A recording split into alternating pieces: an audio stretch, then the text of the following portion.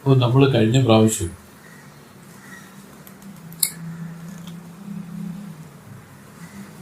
ഈ വ്യവഹാരവേള എല്ലാം സമാധി എന്ന് പറഞ്ഞ് തുടങ്ങിയ പദ്യം പറഞ്ഞു. അതിനൊരു ഉദാഹരണം സ്വാമി പറഞ്ഞതും കേട്ടു. ചോരനായകിയുടെ കഥയാണ്. ചോരനായകിയുടെ കഥ നല്ലപോലെ ആലോചിച്ച് നോക്കണം. ഈ രൂപത്തിലാണ് അവർ മനത്തൊഴിലുകൾ ചെയ്യുമ്പോഴും തഴുകി അനുഭവിച്ച സുഖം തന്നെ വിടാതെ ഇതുപോലെ ആ സമാധിയിൽ നിന്ന് ഉണർന്ന പുരുഷൻ ആ ബ്രഹ്മാനന്ദത്തിന്റെ സ്വാതറിഞ്ഞിരിക്കുകയാണ്. അത് ഒരിക്കലും ഒക്കണതല്ല. ഇതാണ് സമാധിയിൽ വരേണ്ടതിന്റെ അനിവാര്യത. ഇതാണ് അതിൽ നിന്ന് വരുന്ന പ്രതിവിജ്ഞയിൽ ആനന്ദം പൊട്ടിപ്പുറപ്പെടുക. അത് നമ്മുടെ ഉള്ളിൽ നിന്നും വികസിച്ച് വെളിയിലേക്ക് വന്ന് ശരീരം മുഴുവൻ ബാധിച്ച് വെളിയിലേക്ക് പ്രവഹിക്കുന്നത്. ഇങ്ങനെയാണ് മഹത്വത്തിലിരിക്കുന്നത്. അതുകൊണ്ടാണ് അവരടുത്ത് ചിലപ്പോൾ ആ ശീതളത്വം എത്ര കൊടും വെയിലിൽ നിന്ന് നിൽക്കുന്നവരും പിന്നെ ഒരു തണൽ വൃക്ഷത്തിൽ വന്നിരിക്കുന്ന ഒരു എഫക്റ്റാണത്. മഹത്വമാണ് ഒരു തണൽ വൃക്ഷങ്ങളാണ്. ഇവരെ ആശ്രയിക്കാതെ ഒരു കാലത്തും ഈ താപത്രയ ദുഃഖത്തിൽ നിന്ന് ജീവൻ ഒഴിയില്ല. അങ്ങനെ അപ്പം ഇതാണ് അത് പറഞ്ഞു. അത് കഴിഞ്ഞിട്ട് പറഞ്ഞു, ഒരു സംശയമാണ് അദ്ദേഹത്തിനുണ്ടായത്. വീണ്ടും ജ്ഞാനികൾ ഭോഗത്തെ ഭുജിക്കുന്നല്ലോ സ്വാമി, അവരെങ്ങനെയാണ് പോയി പിന്നെ ജ്ഞാനികളെന്നും മുക്തന്മാരെന്നും ഒക്കെ പറയണമെന്ന് ചോദിച്ചപ്പോൾ സ്വാമി പറഞ്ഞു, ഇതിൽ 3 തരത്തിലുള്ള ജ്ഞാനികൾ ഉത്ഭവിക്കും. അതിൽ ഒരാളുടെ പേര് മഹാകർത്തൻ, വേറൊരാളുടെ പേര് മഹാഭോഗി, വേറൊരാൾ മഹാത്യാഗി. എപ്പോഴും മഹാ ചേർത്ത് ഈ പറഞ്ഞ കർത്തൻ, മഹാകർത്തൻ, മഹാഭോഗി, മഹാത്യാഗി, ഈ രൂപത്തിൽ ഈ ജ്ഞാനികൾ ഇതിൽ കാണാം. നമുക്ക് വേറെ ഒരു കാര്യം കൂടെ നമുക്ക് ഉപായത്തിൽ സ്വാമി പറഞ്ഞു തന്നു. ഈ ജ്ഞാനികൾ വ്യവഹരിക്കുമ്പോഴും അവരെ കർമ്മം ബാധിക്കുന്നില്ല, അവർക്ക് ജ്ഞാനത്തിന് കോട്ടവുമില്ല. അതെങ്ങനെയാന്ന് ചോദിച്ചാൽ പറഞ്ഞു, മനസ്സിന്റെ നാശമല്ലേ സ്വാമി ഈ സാക്ഷാത്കാരം ഒന്നും ഉദ്ദേശിക്കുന്നത്. അങ്ങനെയാണെങ്കിൽ മനസ്സില്ലാതെ ആർക്കെങ്കിലും ഒരു കർമ്മം ചെയ്യാൻ സാധിക്കുമോ? അപ്പോൾ അതുകൊണ്ട് ഈ കർമ്മം ചെയ്യുന്നത് കൊണ്ട് മനസ്സറ്റവരെന്ന് എങ്ങനെ പറയാമെന്ന് ചോദിച്ച ചോദ്യത്തിന് എന്ത് മറുപടി പറഞ്ഞു? ഈ മനസ്സിലെ 2 നാശങ്ങളാണ്. സ്വരൂപനാശമെന്നും അരൂപനാശമെന്നും 2 നാശം ഈ മനസ്സിനുണ്ട്. സ്വരൂപനാശം എന്ന് പറയുന്നത് രജോഗുണ തമോ ഗുണങ്ങൾ നശിക്കുന്നതിനെയാണ് സ്വരൂപനാശം. അരൂപനാശം എന്ന് വെച്ചാൽ ആ സത്വഗുണം കൂടെ നശിക്കുന്നതാണ്. പറഞ്ഞു, ജീവൻ മുക്തന് എന്താണ് സംഭവിച്ചത്? സ്വരൂപനാശം നശിച്ചവരാണ് ജീവൻ മുക്തന്മാരായിട്ട് ഇതിൽ വിളങ്ങുന്നത്. അവരാണ് നമ്മൾ കാണുന്ന ഈ സന്യാസിമാർ, ഈ മഹത്തുക്കളെല്ലാം. ആ പ്രാരബ്ധം കൂടെ അനുഭവിച്ച് ഈ പറയുന്ന സത്വഗുണം കൂടെ പൂർണ്ണമായി ഇല്ലാതാകുന്നത് തന്നെയാണ് വിദേഹമുക്തി എന്നുള്ള അവരുടെ പരിപൂർണ ജ്ഞാനം. അപ്പൊ അങ്ങനെയുള്ള സംശയങ്ങൾ ചോദിക്കുകയും മറുപടി പറയുകയും ചെയ്ത് കഴിഞ്ഞതിന് ശേഷമാണ് പറഞ്ഞത്, ഈ 3 തരം ജ്ഞാനികൾ ഇതിലുണ്ട്. മഹാകർത്തൻ, മഹാഭോഗി, മഹാത്യാഗി. ഇതിലേതെങ്കിലും ഒരു ഇനത്തിൽ അകപ്പെടാത്തവരൊന്നും ജ്ഞാനികളല്ല. ഇവർക്കുള്ള 3 വിധത്തിലുള്ള ജ്ഞാനികളെ കാണാം. അവരെ പറ്റി പറയുക. നമ്മൾ കഴിഞ്ഞ പ്രാവശ്യം വായിച്ചത് തന്നെ ഒന്നുകൂടെ വായിച്ചിട്ടങ്ങ് അതിലോട്ട് പോവാം. തേകത്തൻ അനലാകി അകർത്തനാകി ജീവനെന്റി പിരമമായി തെളിந்த മുത്തൻ പോകത്തെ ഉൺപാൻ എന്നാൽ കരുത്താവാമേ പൂരണമാം അകർത്തനുക്ക് ഭോഗമുണ്ടോ ചോകത്തെ അറുത്തരളും ഗുരുവെ இந்த തുകൾ അറുക്ക വേണ്ടുമെന്ന് ചൊന്നായാകിൽ മാകർത്തൻ മാ പോകി മാ ത്യാഗി ഇവ വകை മൂന്നായി അവർ ഇരിക്കും മഹിമൈ കേളാൻ. ഈ 3 തരം മുക്തന്മാരെ പറ്റി നമുക്ക് പറഞ്ഞു തരാമെന്ന് പറഞ്ഞാണ് ആ പദ്യം അവിടെ അവസാനിപ്പിച്ചു. തുടങ്ങാം. മൂലം 24. ചെയ്കയും ചെയ്വിക്കയും അറ്റിരിക്കും കാന്ത ചിலை മலை മുൻ ഇരുമ്പുകൾ ചേട്ടിക്കുമാപോൽ ചെയ്കയും ചെയ്വിക്കയും അറ്റിരിക്കും എൻമുൻ ജഡமான உலகமெல்லாம் சேட்டை செய்யும் മെയ്കലന്ത ഇന്ത്യ വികാരരൂപ വിവകാര വിരുത്തിക്കും വിരുത്തി താനാ മെയ്കലന്ത സമാധിക്കും സാക്ഷിയേ നാൻ പോലെன்று ഉറൈത്തവനെ വിഭുമാം അകർത്തൻ. പറഞ്ഞല്ലേ, ഈ 3 ജ്ഞാനികളെ പറ്റി പറഞ്ഞതിൽ ആദ്യത്തെ ആളിന്റെ പ്രത്യേകത പറയുന്നു. ഇതാണ് മഹാകർത്തൻ. നമുക്ക് നേരത്തെ പറഞ്ഞിരുന്ന ഒരു കാര്യം ഇവിടെ ഓർമ്മിക്കണം. അതായത് ജ്ഞാനം ഉണ്ടാകുക എന്ന് പറഞ്ഞാൽ കർത്തൃത്വ ബുദ്ധി നശിക്കുക എന്നാണ്. ഈ കർത്തൃത്വ ബുദ്ധിയാണ് അഹങ്കാരം. ഞാൻ ചെയ്യുന്നു, ഞാനാണ്, ഞാൻ ചെയ്താലേ പറ്റൂ, ഞാൻ ആരെന്നുള്ള ഭാവം, ആ ഭാവമാണ് ഇത് ഇല്ലാതായി പോണത്. ഈ ജ്ഞാനം ഉണ്ടായാൽ ആദ്യം നശിക്കുന്നത് ഈ കർത്തൃത്വ ബുദ്ധിയാണ്, ഈ അഹങ്കാരമാണ്, ഈ അഭിമാനമാണ്. ഇത് നശിച്ചു പോകും. അപ്പോ എങ്ങനെയാണ് ഈശ്വരനായിട്ട് ഇത് ചെയ്യണത്? ഈശ്വരന്മാരിത് ചെയ്യണത്, സൃഷ്ടിച്ച സംഹാരങ്ങളെല്ലാം ഈശ്വരൻ ചെയ്യുന്നുണ്ടല്ലോ. അതെങ്ങനെയാണ് ചെയ്യുന്നതെന്ന് നമുക്ക് സംശയമുണ്ടെങ്കിൽ പറയണം. ആ മഹാകർത്തനായിട്ടിരുന്ന് ചെയ്യും ഈശ്വരൻ. എങ്ങനെയാന്ന് ചോദിച്ചാൽ, ചെയ്യുകയും ചെയ്യിക്കുകയും അറ്റിരിക്കും എൻ മുൻ കാന്തശിലൈമല മുൻ ഇരുമ്പുകൾ ചേട്ടിക്കുമാവോൽ ചെയ്യുകയും ചെയ്യിക്കുകയും അറ്റിരിക്കും എൻ മുൻ ജഡമാന ഉലകമെല്ലാം ചേട്ട ചെയ്യും. മെയ്കലന്ത വിദ്യ വികാര വിരുത്തിക്കും വിരുത്തി താനാമെയ്കലന്ത സമാധിക്കും സാക്ഷിയെ ഞാൻ വെയിൽ പോലൻ ഉറയ്ത്തവനെ വിഭുവാമകർത്തൻ. ചെയ്യുകയും മീൻസ് ഒന്നിനെ ചെയ്യുകയോ ചെയ്യിക്കുകയോ ഒന്നെ ചെയ്യിക്കുകയോ എന്ന പ്രകൃതം. അറ്റ് എന്തെങ്കിലും ചെയ്യിപ്പിക്കുകയോ ചെയ്യുകയോ സ്വയം ചെയ്യുകയോ അല്ലെങ്കിൽ വേറെ എന്തെങ്കിലും ആരെങ്കിലും കൊണ്ട് ചെയ്യിപ്പിക്കുകയോ എന്ന പ്രകൃതം അറ്റ്. ഈ പ്രകൃതം അവർക്ക് ഇല്ലാതായി പോയി. അതെങ്ങനെയാന്ന് ചോദിച്ചാൽ, ഇല്ലാതെ, പ്രകൃതം ഇല്ലാതെ ഇരുക്കും ഏകമായി വ്യാപ്തമായി അചഞ്ചലമായി ഇരിക്കുന്ന കാന്തശിലൈമലൈമുൻ അനേകമായി പരിച്ഛിന്നങ്ങളായി താനേ ചേഷ്ടയില്ലാത്ത സൂചി മുതലായ ഇരുമ്പു തുണ്ടുകൾ ചേട്ടിക്കുമാവോ ചലിക്കുന്നത് പോലെ. ചെയ്യുകയും ഒന്നിനെ ചെയ്യുവതും ചെയ്യിക്കുകയും ഒന്നിനെ ചെയ്യിക്കുന്നതുമായ പ്രകൃതം അറ്റ് ഇരിക്കും. ഇങ്ങനെയുള്ള പ്രകൃതം അറ്റിരിക്കുന്ന ഇപ്രകാരം ഏകമായി പരിപൂർണമായി ചിത്തായിരിക്കുന്ന എൻ മുൻ എന്റെ സന്നിധിയിൽ ജഡமான ഉലകമെല്ലാം അനേകമായി പരിച്ഛിന്നങ്ങളായിരിക്കുന്ന ജഡമായുള്ള പ്രപഞ്ചങ്ങളെല്ലാം ചേട്ട ചെയ്യും വെയിൽ പോൽ. ലോക വ്യവഹാരത്തിനും വ്യവഹാരത്തിന്റെ അഭാവത്തിനും സാക്ഷി മാത്രമായിരിക്കുന്ന സൂര്യനെ പോലെ മെയ് കലർന്ന ശരീരത്തിലുള്ള ഇന്ദ്രിയ വികാരരൂപ നേത്രാദി ഇന്ദ്രിയങ്ങളാൽ വികാരരൂപമായ വിവകാര വിരുത്തിക്കും കാണൽ മുതലായ വ്യവഹാരങ്ങളുള്ള മനോവൃത്തി തന്മയമാക മെയ് കലർന്ന ബ്രഹ്മത്തിലുള്ള സമാധിക്കും ഞാൻ സാക്ഷി മാത്രമായിരിക്കുന്നവനാണെന്ന് ഉറയ്ത്തവനെ അനുഭവമുള്ളവനാണ് വിഭുവാമകർത്തൻ, വ്യാപകമായ മഹാകർത്തനാകുന്നത്. സ്വാമിയുടെ അതിനെ പറ്റിയുള്ള വ്യാഖ്യാനം, ഇതിന്റെ വാച്യാർത്ഥമാണ് നിരൂപിച്ചിരിക്കുന്നത്. നമുക്കറിയാം, കാന്തമലയുണ്ട്, അത് ഏകമാണ്, അത് ചലിക്കുന്നില്ല, നിശ്ചലമാണ്. അങ്ങനെ ഇരിക്കുന്ന കാന്തശിലയുടെ മുമ്പിൽ ഇരുമ്പ് തുണ്ടുകൾ പോയി കഴിഞ്ഞാൽ ആ ഇരുമ്പ് തുണ്ടുകൾ ചേഷ്ടിക്കുമെന്നാണ് പറയുന്നത്. ഇതുപോലെയാണ് ചെയ്യുകയും ചെയ്യിക്കുകയും അറ്റിരിക്കും എന്മുൻ ജഡമാന ഉലകമെല്ലാം ചേട്ട ചെയ്യും. ഈ ജഡമായിരിക്കുന്ന ഈ ലോകങ്ങളെല്ലാം എന്റെ സാന്നിധ്യ വിശേഷം കൊണ്ട് അതാതിന്റെ ധർമ്മങ്ങളെ ചെയ്തുകൊണ്ട് കഴിയുകയാണ്.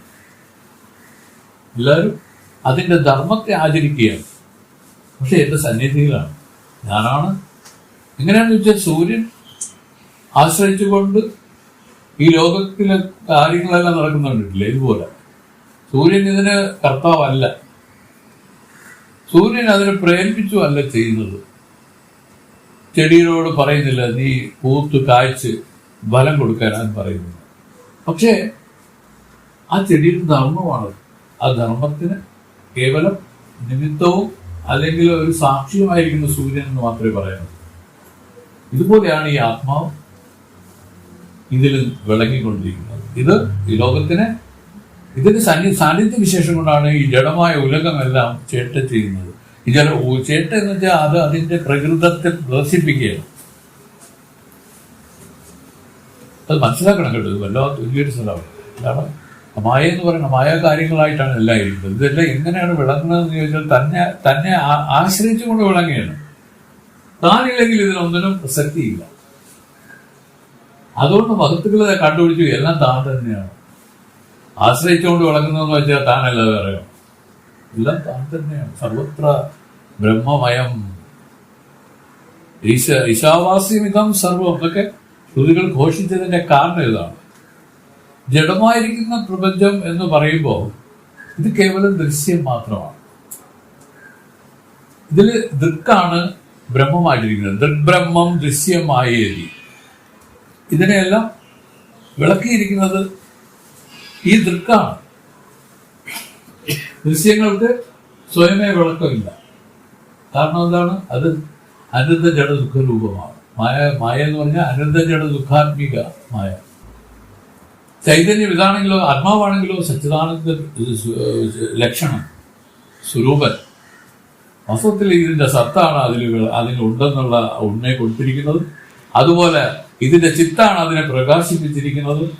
ഇതിന്റെ ആനന്ദമാണ് അത് കൊള്ളാമെന്ന് തോന്നിപ്പിച്ചിരിക്കുന്നത്. ഇങ്ങനെ ഈ രൂപത്തിലെല്ലാം ഒരേ ആത്മാവ് തന്നെയാണ് സർവത്ര പരിപൂർണമായി വിളങ്ങിക്കൊണ്ടിരിക്കുന്നത്.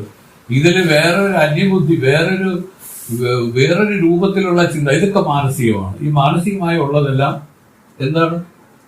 ദ്വൈതത്തെ സൃഷ്ടിച്ച് വ്യവഹാരത്തെ ഉണ്ടാക്കി സമാധിയെ കെടുത്തുന്ന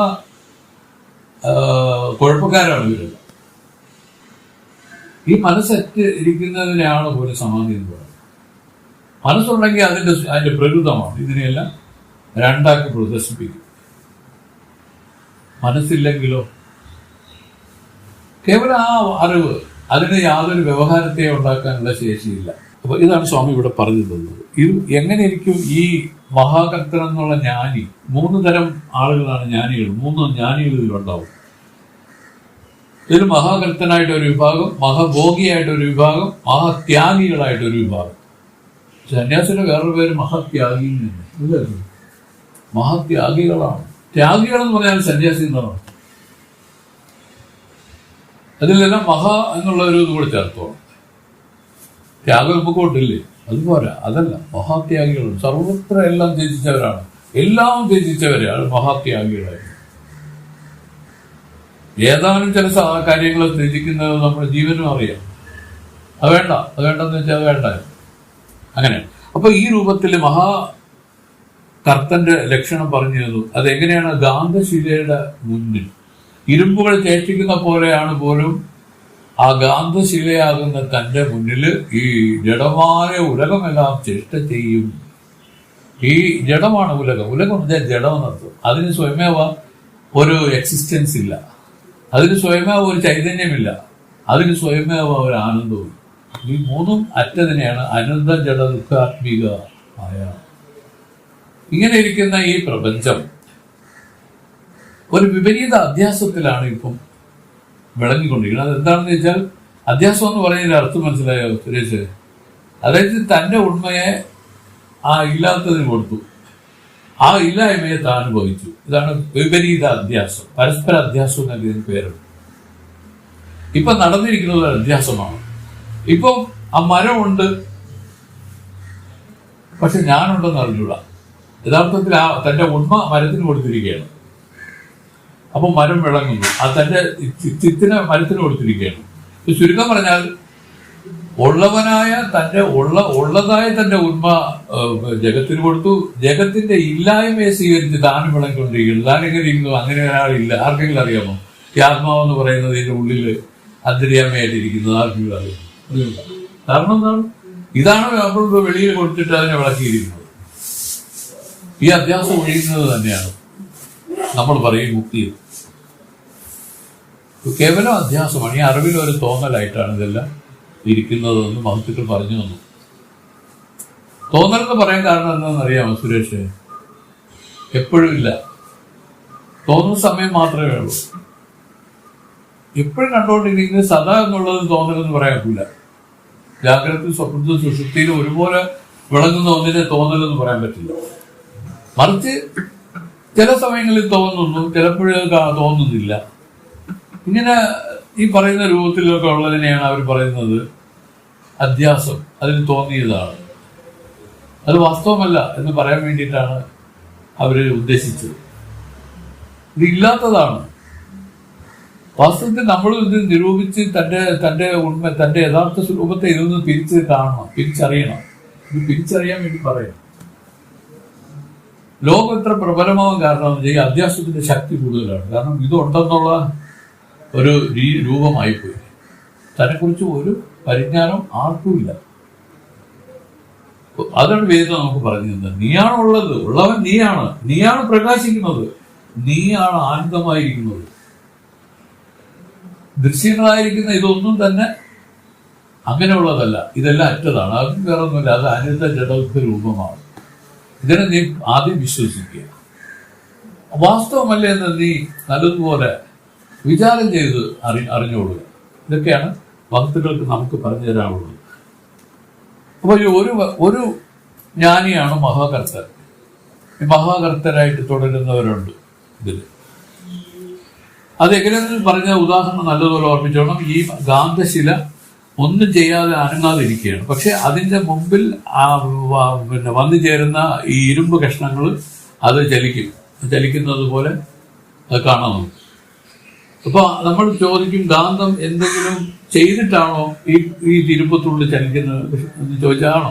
അല്ല, അതങ്ങനെ ഇരിക്കുന്നു. അതതിന്റെ ഈ പ്രകൃതം എന്ന് പറഞ്ഞാൽ ഇതിൻ്റെതാണ്. ഈ ഇരുമ്പ് തുണ്ടുകളുടെ ധർമ്മമാണത്.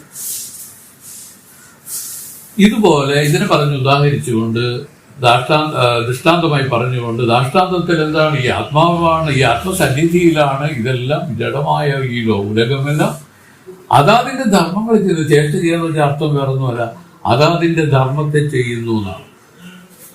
അതാതിന്റെ ധർമ്മത്തെ ചെയ്യുന്നതിന് ആത്മാവ് പ്രേരകനോ അല്ലെങ്കിൽ ഒന്നുമല്ല, കർത്താവോ പ്രേരകനോ ഒന്നുമല്ല. അത്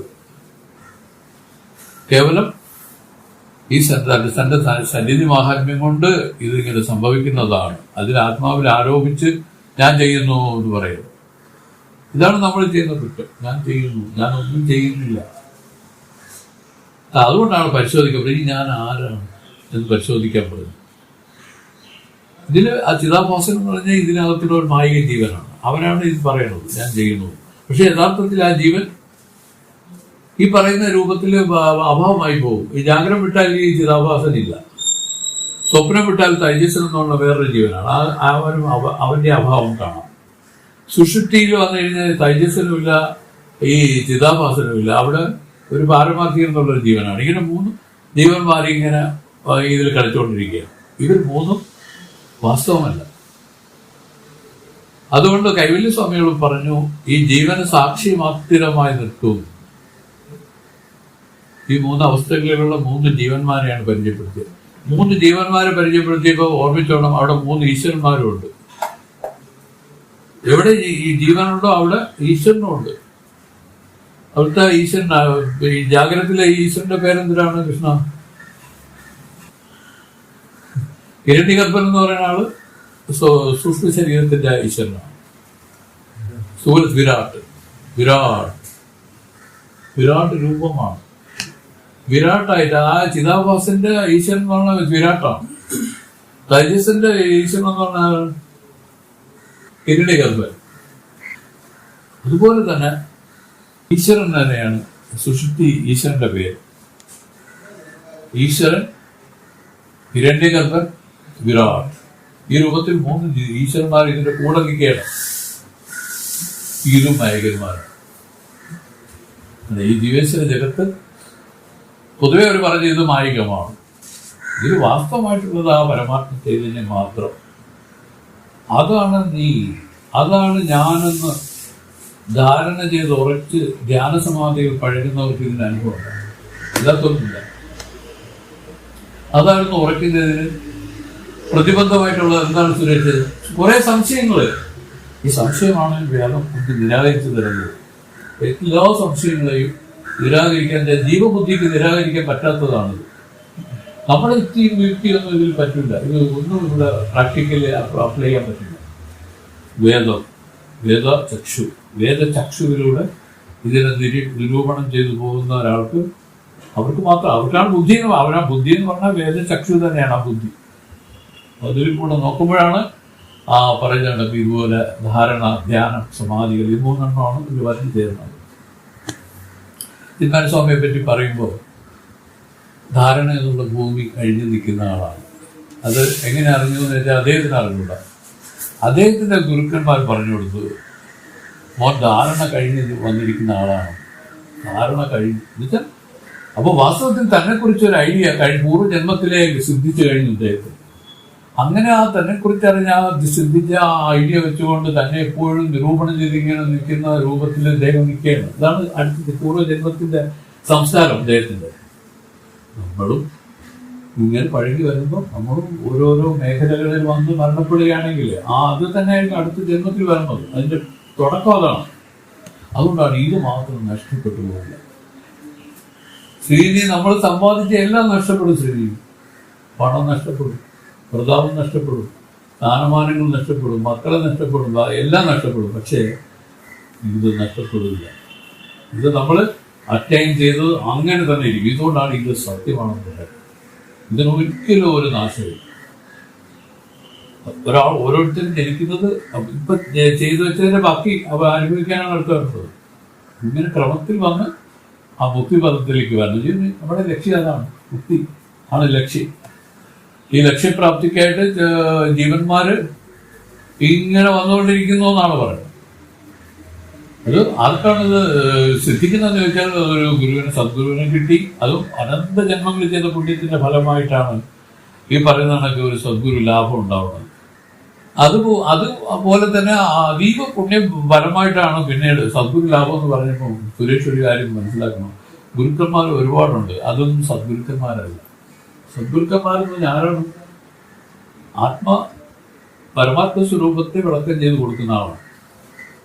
അന്യമായ ഒന്നിനെ പറ്റി അവർ പറയാറില്ല. തന്നെ കുറിച്ച് മാത്രം പറഞ്ഞുകൊണ്ടിരിക്കും. ഇത് ഞാൻ ഗുരുക്കന്മാരുടെ. എന്നാൽ വേറൊരു ഈശ്വരനെ പറ്റി പറഞ്ഞു കൊടുക്കില്ല. നീ തന്നെയാണ് ആ തത്വമസി ഉപദേശം ചെയ്യുന്ന അവരെയാണ് പറയുന്നത് സദ്ഗുരുക്കന്മാർ. അങ്ങനെ സദ്ഗുരുക്കന്മാർ എന്ത് ചെയ്യും? ഇതിന്റെ കാര്യങ്ങള് ഇവന്റെ പക്വത അനുസരിച്ച് പറഞ്ഞു കൊടുത്തുകൊണ്ടേയിരിക്കും. പതുക്കെ പതുക്കെ സ്ഥിരമായി ഇതിലിങ്ങനെ കയറി വരുമ്പം അവർക്ക് ആ തത്വമസി ഉപദേശിച്ചു കൊടുക്കും. അപ്പൊ തന്നെ അവർക്ക് പൂർണ്ണമായി, അതാണ് ആ പൂർണ്ണത അവിടെ സിദ്ധിക്കുക. തീർന്നു. പിന്നെ അങ്ങനെ അങ്ങ് കഴിയും. ജീവിതം എന്ന് പറഞ്ഞാൽ എന്തിനാണ്? ഈ ശരീരം പോകുന്നവരെ ഇവിടെ ഇരിക്കണ്ടേ, ഈ ശരീരത്തിലിരിക്കണം. ആ പ്രാരബ്ധം തീരുന്നത് വരെ അങ്ങനെ ഇരുന്നിട്ട് അവർക്ക് ആ വിജയമുക്തി എന്നുള്ള പദം ഇതിൽ വന്നു ചേരും. അതായത് പുനരാവർത്തി രഹിതമായ മുക്തി എന്നാണ് ഇത് വേറൊരു പേര്. പിന്നെ അവർക്ക് ജനനവുമില്ല, മരണവുമില്ല. ഇത് എങ്ങനെ ഇരിക്കുമെന്നൊന്നും ചോദിക്കരുത്. അതൊക്കെ അനുഭവിച്ചറിയേണ്ട രഹസ്യങ്ങളാണ്. അതൊന്നും വേദവും വെളിപ്പെടുത്തിയിട്ടില്ല. അവാത്മന സഹോദരമായ ബ്രഹ്മം എന്ന് മാത്രം പറയും. വാക്കുകൊണ്ടോ മനസ്സുകൊണ്ടോ ചിന്തിക്കാനോ ഊഹിക്കാനോ ഒന്നും സാധിക്കാത്ത ബ്രഹ്മം. അപ്പൊ ഇതാണ്. അപ്പൊ മഹാകർത്തനെ പറ്റി നല്ലതുപോലെ മനസ്സിലായെന്ന് തോന്നുന്നു. കാരണം ഇതാണ് ജ്ഞാനികളുടെ ഒരു ഇരിപ്പ്. ചില ജ്ഞാനികൾ ഇങ്ങനെയാണ്. തിരുമേനി സ്വാമികളുടെ കാര്യം നമ്മൾ ഉദാഹരിച്ച് പറഞ്ഞു. അദ്ദേഹം ഇങ്ങനെ തന്നെ സ്വന്തമായിട്ട് ഇതിൽ അങ്ങനെ ചെയ്യുന്നൊന്നും പറയില്ല. ചില പ്രത്യേക കാര്യങ്ങൾ വരുമ്പോൾ അദ്ദേഹം എല്ലാവരുമായിട്ട് ചോദിച്ചു, എങ്ങനെ തോന്നുന്നു നിങ്ങൾക്കെല്ലാം? ഇങ്ങനെ ചോദിച്ചു. അതായത് ഞാൻ അങ്ങനെ പറഞ്ഞു, നീ അങ്ങനെ ചെയ്യണം, അങ്ങനെയൊന്നുമില്ല. എല്ലാം പറഞ്ഞു കേട്ടിട്ടില്ല. ശരിക്കും പറഞ്ഞാൽ ഒരു ജ്ഞാനിയുടെ ലക്ഷണം അദ്ദേഹത്തിൽ നിഴലിച്ചിരുന്നു. കാരണം അദ്ദേഹം ഇവിടെ ഇരുന്നാൽ മതി, ഒന്നും പറയാതെ തന്നെ എല്ലാം ഇവിടെ നടന്നു പോയിക്കൊണ്ടിരുന്നു. സുരേഷിനെ ആരും അറിഞ്ഞില്ല, പരാതികളില്ല, ഒന്നുമില്ല. വിക്രമം അങ്ങനെയല്ലേ? വിക്രമ നമ്മളുടെ അടുത്ത് വല്ല പറഞ്ഞിട്ടാണ് നമ്മൾ ചെയ്യണത്. അങ്ങനെ ഇരിക്കും. എല്ലാവരും അവരവരുടെ ഡ്യൂട്ടി കറക്റ്റായിട്ട് ഉത്സവം ഡ്യൂട്ടി. ഇവിടെ എത്ര പേരുണ്ടായിരുന്നു. ഇതൊക്കെ വന്നതിന് മുമ്പൊക്കെയോ ആദ്യ സ്റ്റേജ് എന്ന് പറഞ്ഞാൽ വേറൊന്നാണ് കേട്ടായിരുന്നു. ഇത് കുറച്ച് പേരെ ഉള്ളൂ ഇവിടെ. അപ്പൊ അങ്ങനെയൊക്കെ ആയിരുന്നു. അത് എന്താണ് പ്രത്യേകത? അദ്ദേഹം ഒന്നും ആരെയും പറഞ്ഞ് ചെയ്യിപ്പിച്ചിരുന്നില്ല. എല്ലാവരും സ്വയമേവ അറിഞ്ഞ് ചെയ്തിരുന്നു. അപ്പൊ അങ്ങനെയൊക്കെ നിന്ന് ആ സ്വാമിയുടെ ആ പ്രത്യേകത കണ്ട് ഇവർ ഹഠാത് ആകർഷിച്ചു. അത് സംഭവിച്ചു. എല്ലാവർക്കും ഒറ്റ നോട്ടത്തിൽ നിന്ന് ആകർഷിക്കുന്ന ഒരു പ്രകൃതം തിരുമേനി സ്വാമിക്ക് ഉണ്ടായിരുന്നു. അതുകൊണ്ടാണ് ശ്രീനി കുറച്ച് ആളുകൾക്ക് ഇവിടെ ഇരുന്ന് കേൾക്കാതെ ഏതെങ്കിലും പറ്റുമോ ശ്രീനി? അങ്ങനെ കാത് കൊടുക്കണമെങ്കിൽ ഒരാളിന് രസം വേണ്ടേ? അപ്പൊ അങ്ങനെയൊക്കെയുള്ള പ്രത്യേകതകൾ അദ്ദേഹത്തിനുണ്ടായിരുന്നു. ഒന്നും പറഞ്ഞില്ല, ഒന്നും ചെയ്തതുമില്ല. ഇനി ഇവിടെ കെട്ടിടങ്ങളൊക്കെ കെട്ടുന്ന സമയത്തെല്ലാം ഇവിടെ ജ്യോത്സ്യന്മാരെയൊക്കെ വിളിച്ചിരുന്നത്. പലർക്കും അതിൽ ആക്ഷേപം ഉണ്ടായിരുന്നു. സ്വാമി, ഒരു ജ്ഞാനിയെ സംബന്ധിച്ച് ഇതിൻ്റെയൊക്കെ ആവശ്യമുണ്ടോ എന്ന് ചോദിച്ചു. അപ്പോൾ പറഞ്ഞു, അല്ല, അതിപ്പോ നമുക്കങ്ങനെ ചോദിക്കുന്നതുകൊണ്ട് വേറെ കുറ്റമൊന്നുമില്ലല്ലോ. ഇത് നല്ല ഒരു മുഹൂർത്തത്തിൽ നല്ല ഒരു വിധി പ്രകാരം അത് ചെയ്യുന്നതല്ലേ അതൊക്കെ പറഞ്ഞു. എന്തിനാണ് പറഞ്ഞതെന്നറിയാം? കർത്തൃത്വം എടുക്കാതിരിക്കുന്നത്, അല്ലെങ്കിൽ അദ്ദേഹം പറഞ്ഞ് ചെയ്തതായിട്ട് വരും. അങ്ങനെയല്ല, അങ്ങനെ ഒരിക്കലും വരില്ല. അങ്ങനെ ഒരു കർത്തൃത്വവും ഇല്ലാതെ, കർത്തൃത്വം രണ്ട് തരത്തിലാണ്: ചെയ്യുകയും ചെയ്യിക്കുകയും. സ്വയം ചെയ്യുന്നതും അന്യ ആളുകളെ പ്രേരിപ്പിച്ച് ചെയ്യിപ്പിക്കുന്നതും ഇതന്നെ കർത്തൃത്വമാണ്. ഇത് രണ്ടും അറ്റിരിക്കുന്ന ഒരു ജ്ഞാനിയുടെ ലക്ഷണമാണ് ഇവിടെ പറഞ്ഞത്. ആ ജ്ഞാനിയുടെ പേരാണ് മഹാകർത്തൻ. ഇനി രണ്ടാമത്തെ ആളുകൾ. ഇനി അടുത്ത സ്വാമി പറയുന്നു, മഹാഭോഗി, മഹാത്യാഗി ഇവരുടെ ലക്ഷണങ്ങൾ പറയുന്നു. അറുചുവയിൻ ഗുണം കുറ്റം, അശുദ്ധം ശുദ്ധം, അപത്യം പത്യം എன ஊனாய்ந்திடாமல் பொறுமையுடன் கிட்டினதை காட்டுதீப்போர் போகங்கள் புசிப்பவன் மாபோகியாகும். ചെറുതുപെരുതുകൾ, തനക്ക് അന്യങ്ങൾ, നന്മകൾ തീമകൾ ചേരിനും പഠികച്ചെയൽ പോൽ ചിത്തം വെറുതിരിക്കും അവനെ ത്യാഗിയാവൻ. ബിരുദമിം മൂன்றுடையவரே വീടുള്ളവരെ. ബിരുദമിം മൂன்றுடையവരെ വീടുള്ളവരെ. അർത്ഥം എന്താണെന്ന് അറിയാം? ഈ 3 തരത്തിലുള്ള വ്രതം നോക്കുന്നവർക്ക് മാത്രമേ വീടുള്ളൂ. വീടെന്ന് വെച്ചാൽ മോക്ഷമുള്ളൂ. 3 തരത്തിലുള്ള ജ്ഞാനികളാണ്. അപ്പം ഇതിലേതെങ്കിലും ഒന്നിൽ പെടണം. മഹാഭക്തനായിരിക്കണം, മഹാഭോഗിയായിരിക്കണം, മഹാത്യാഗി. ഇനി മഹാഭോഗിയുടെ മഹാത്യാഗിയുടെ ലക്ഷണം പറയുന്നു. സ്വാമി എഴുതിയിരിക്കണം, അറുചുവയിൻ ഷഡ്രസങ്ങളുള്ള ഊണുകളിൽ ഗുണം കുറ്റം എന ഗുണമെന്നും കുറ്റമെന്നും അചുത്തമെന്നും ചുത്തമെന്നും അപത്യമെന്നും പത്യമെന്നും ആയിണ്ടിടാമൽ വേർതിരിച്ച് കാണാതെ പൊറുമയുടെ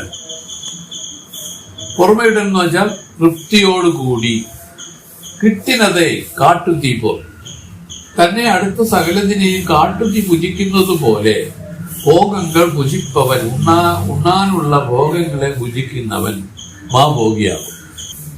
ചെറുതും വലുതുമായ സാധനങ്ങൾ, തനത് അന്യങ്ങൾ, തന്നുടേതും അന്യരുടേതുമായ സാധനങ്ങൾ, നന്മ തീന്മകൾ, പുണ്യപാപങ്ങൾ ചേരിനും തനിക്ക് വന്നു ചേർന്നാലും സ്ഫടികച്ചെയൽ പോൽ അടുത്ത വർണ്ണങ്ങളെ പറ്റാതെ സ്ഫടികത്തിന്റെ രീതി പോലെ ചിത്തം വെറുതിരിക്കും അവനെ പറ്റിരിക്കുന്നവനാണ് മഹാത്യാഗി.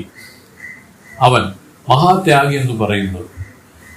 ഈ 3 വിരതം ഉടയവരെ, മഹാകർത്തൻ, മഹാഭോഗി, മഹാത്യാഗി എന്നുള്ള ഈ 3 പ്രകാരത്തിലുള്ളവരാണ് വീടുള്ളവർ, മോക്ഷമടയുന്നവർ. ഈ 3 വിധത്തിൽ ഏതെങ്കിലും ഒന്നിൽ പെടാത്തവർക്ക് ആ മോക്ഷ സാമ്രാജ്യത്തിൽ പ്രവേശനമില്ല.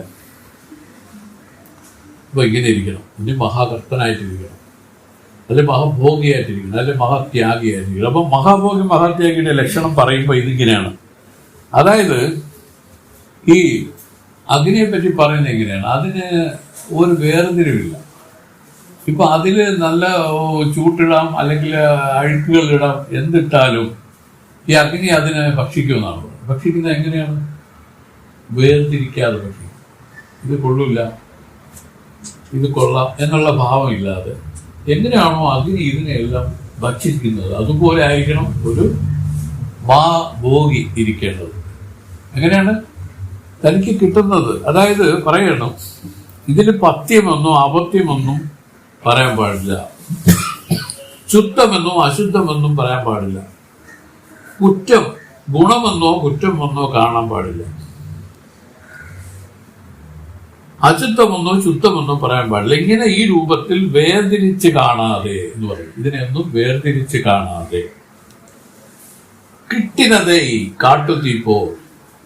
തന്നെ അടുത്ത സകലതിനെ ഈ കാട്ടുതീ ഭുജിക്കുന്നത് പോലെ ഭോഗങ്ങൾ ഭുജിപ്പവൻ, ഉണ്ണാനുള്ള ഭോഗങ്ങളെ ഭുജിക്കുന്നവൻ മാഭോഗിയാകും.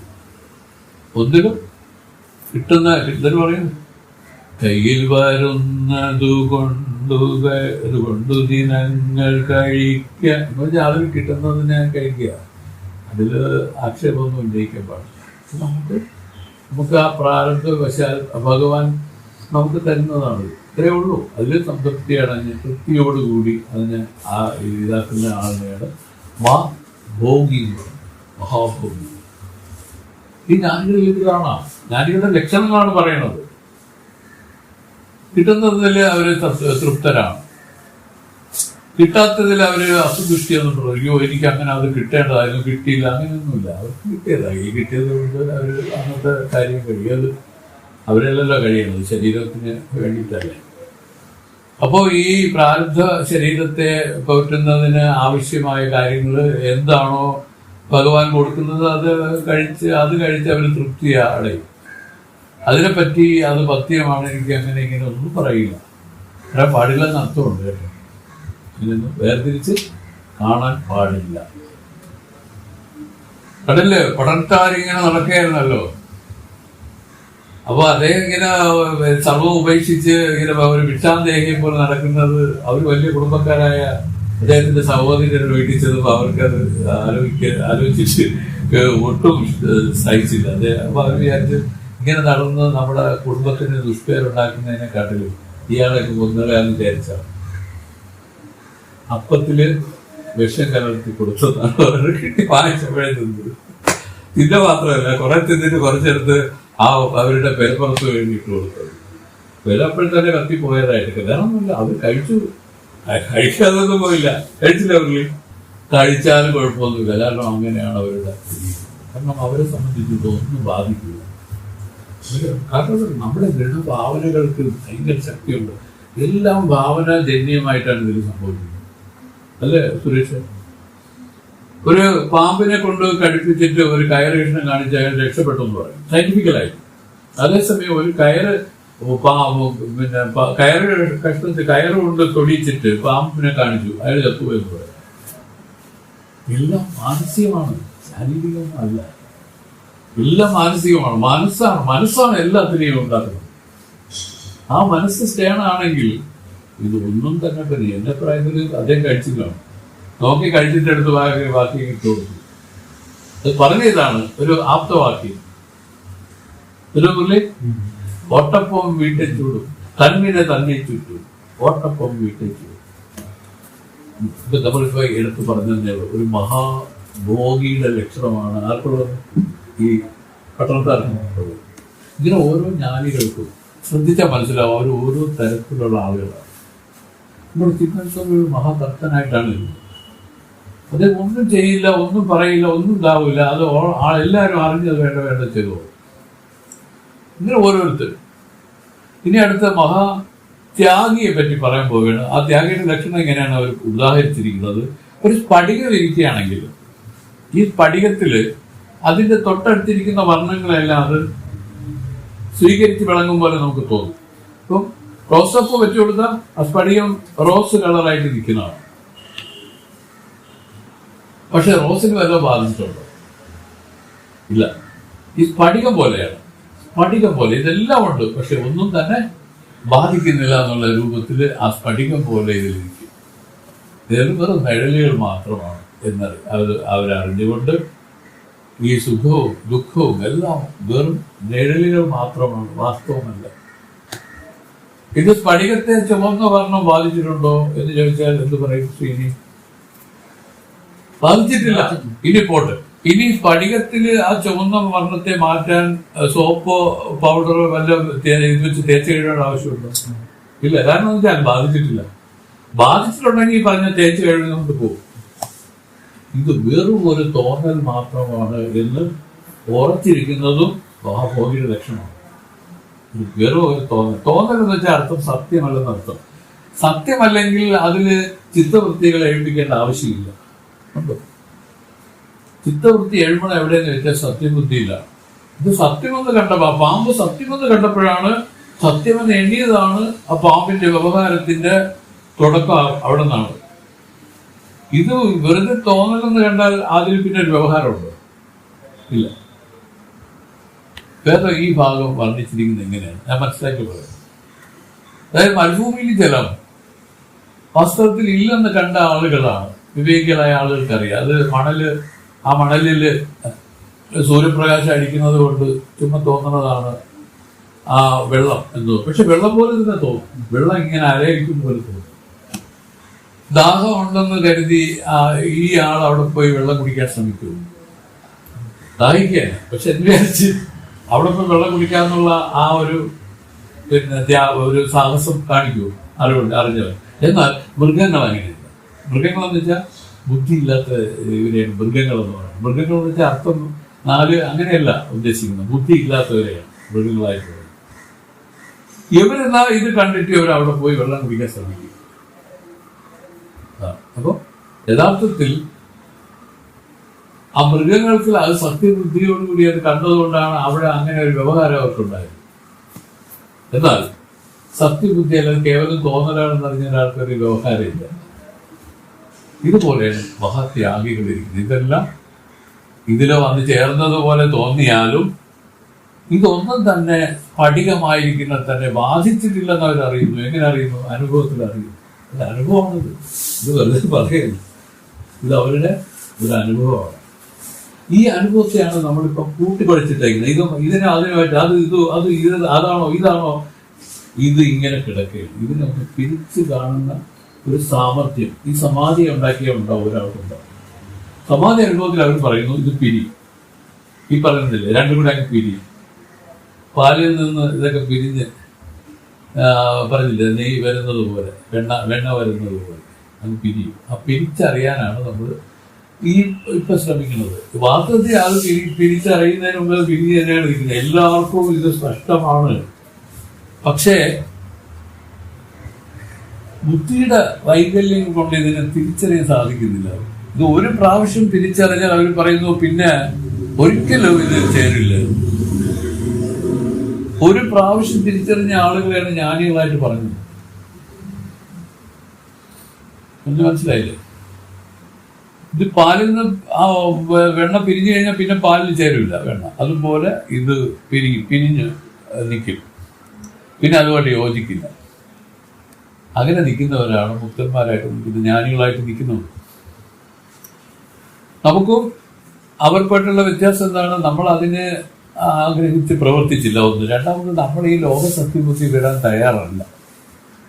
അതിന് ഇനി എന്തൊക്കെ പറഞ്ഞാലും തയ്യാറല്ല. ഒരിക്കൽ ഒരാളിങ്ങനെ, ഒരു പരമഭക്തനായ ഒരാളാണ്, അദ്ദേഹം ഇങ്ങനെ മുകളിൽ ഏതോ കൂടി സഞ്ചരിച്ചുകൊണ്ട് നമ്മൾ താഴോട്ട് വീണുപോയി. അപ്പോൾ അങ്ങനെ അദ്ദേഹം വന്ന് ഒരു മരത്തിന്റെ ഒരു ശിഖരത്തിൽ പിടിച്ചുകൊണ്ട് അങ്ങനെ കിടക്കുകയാണ്.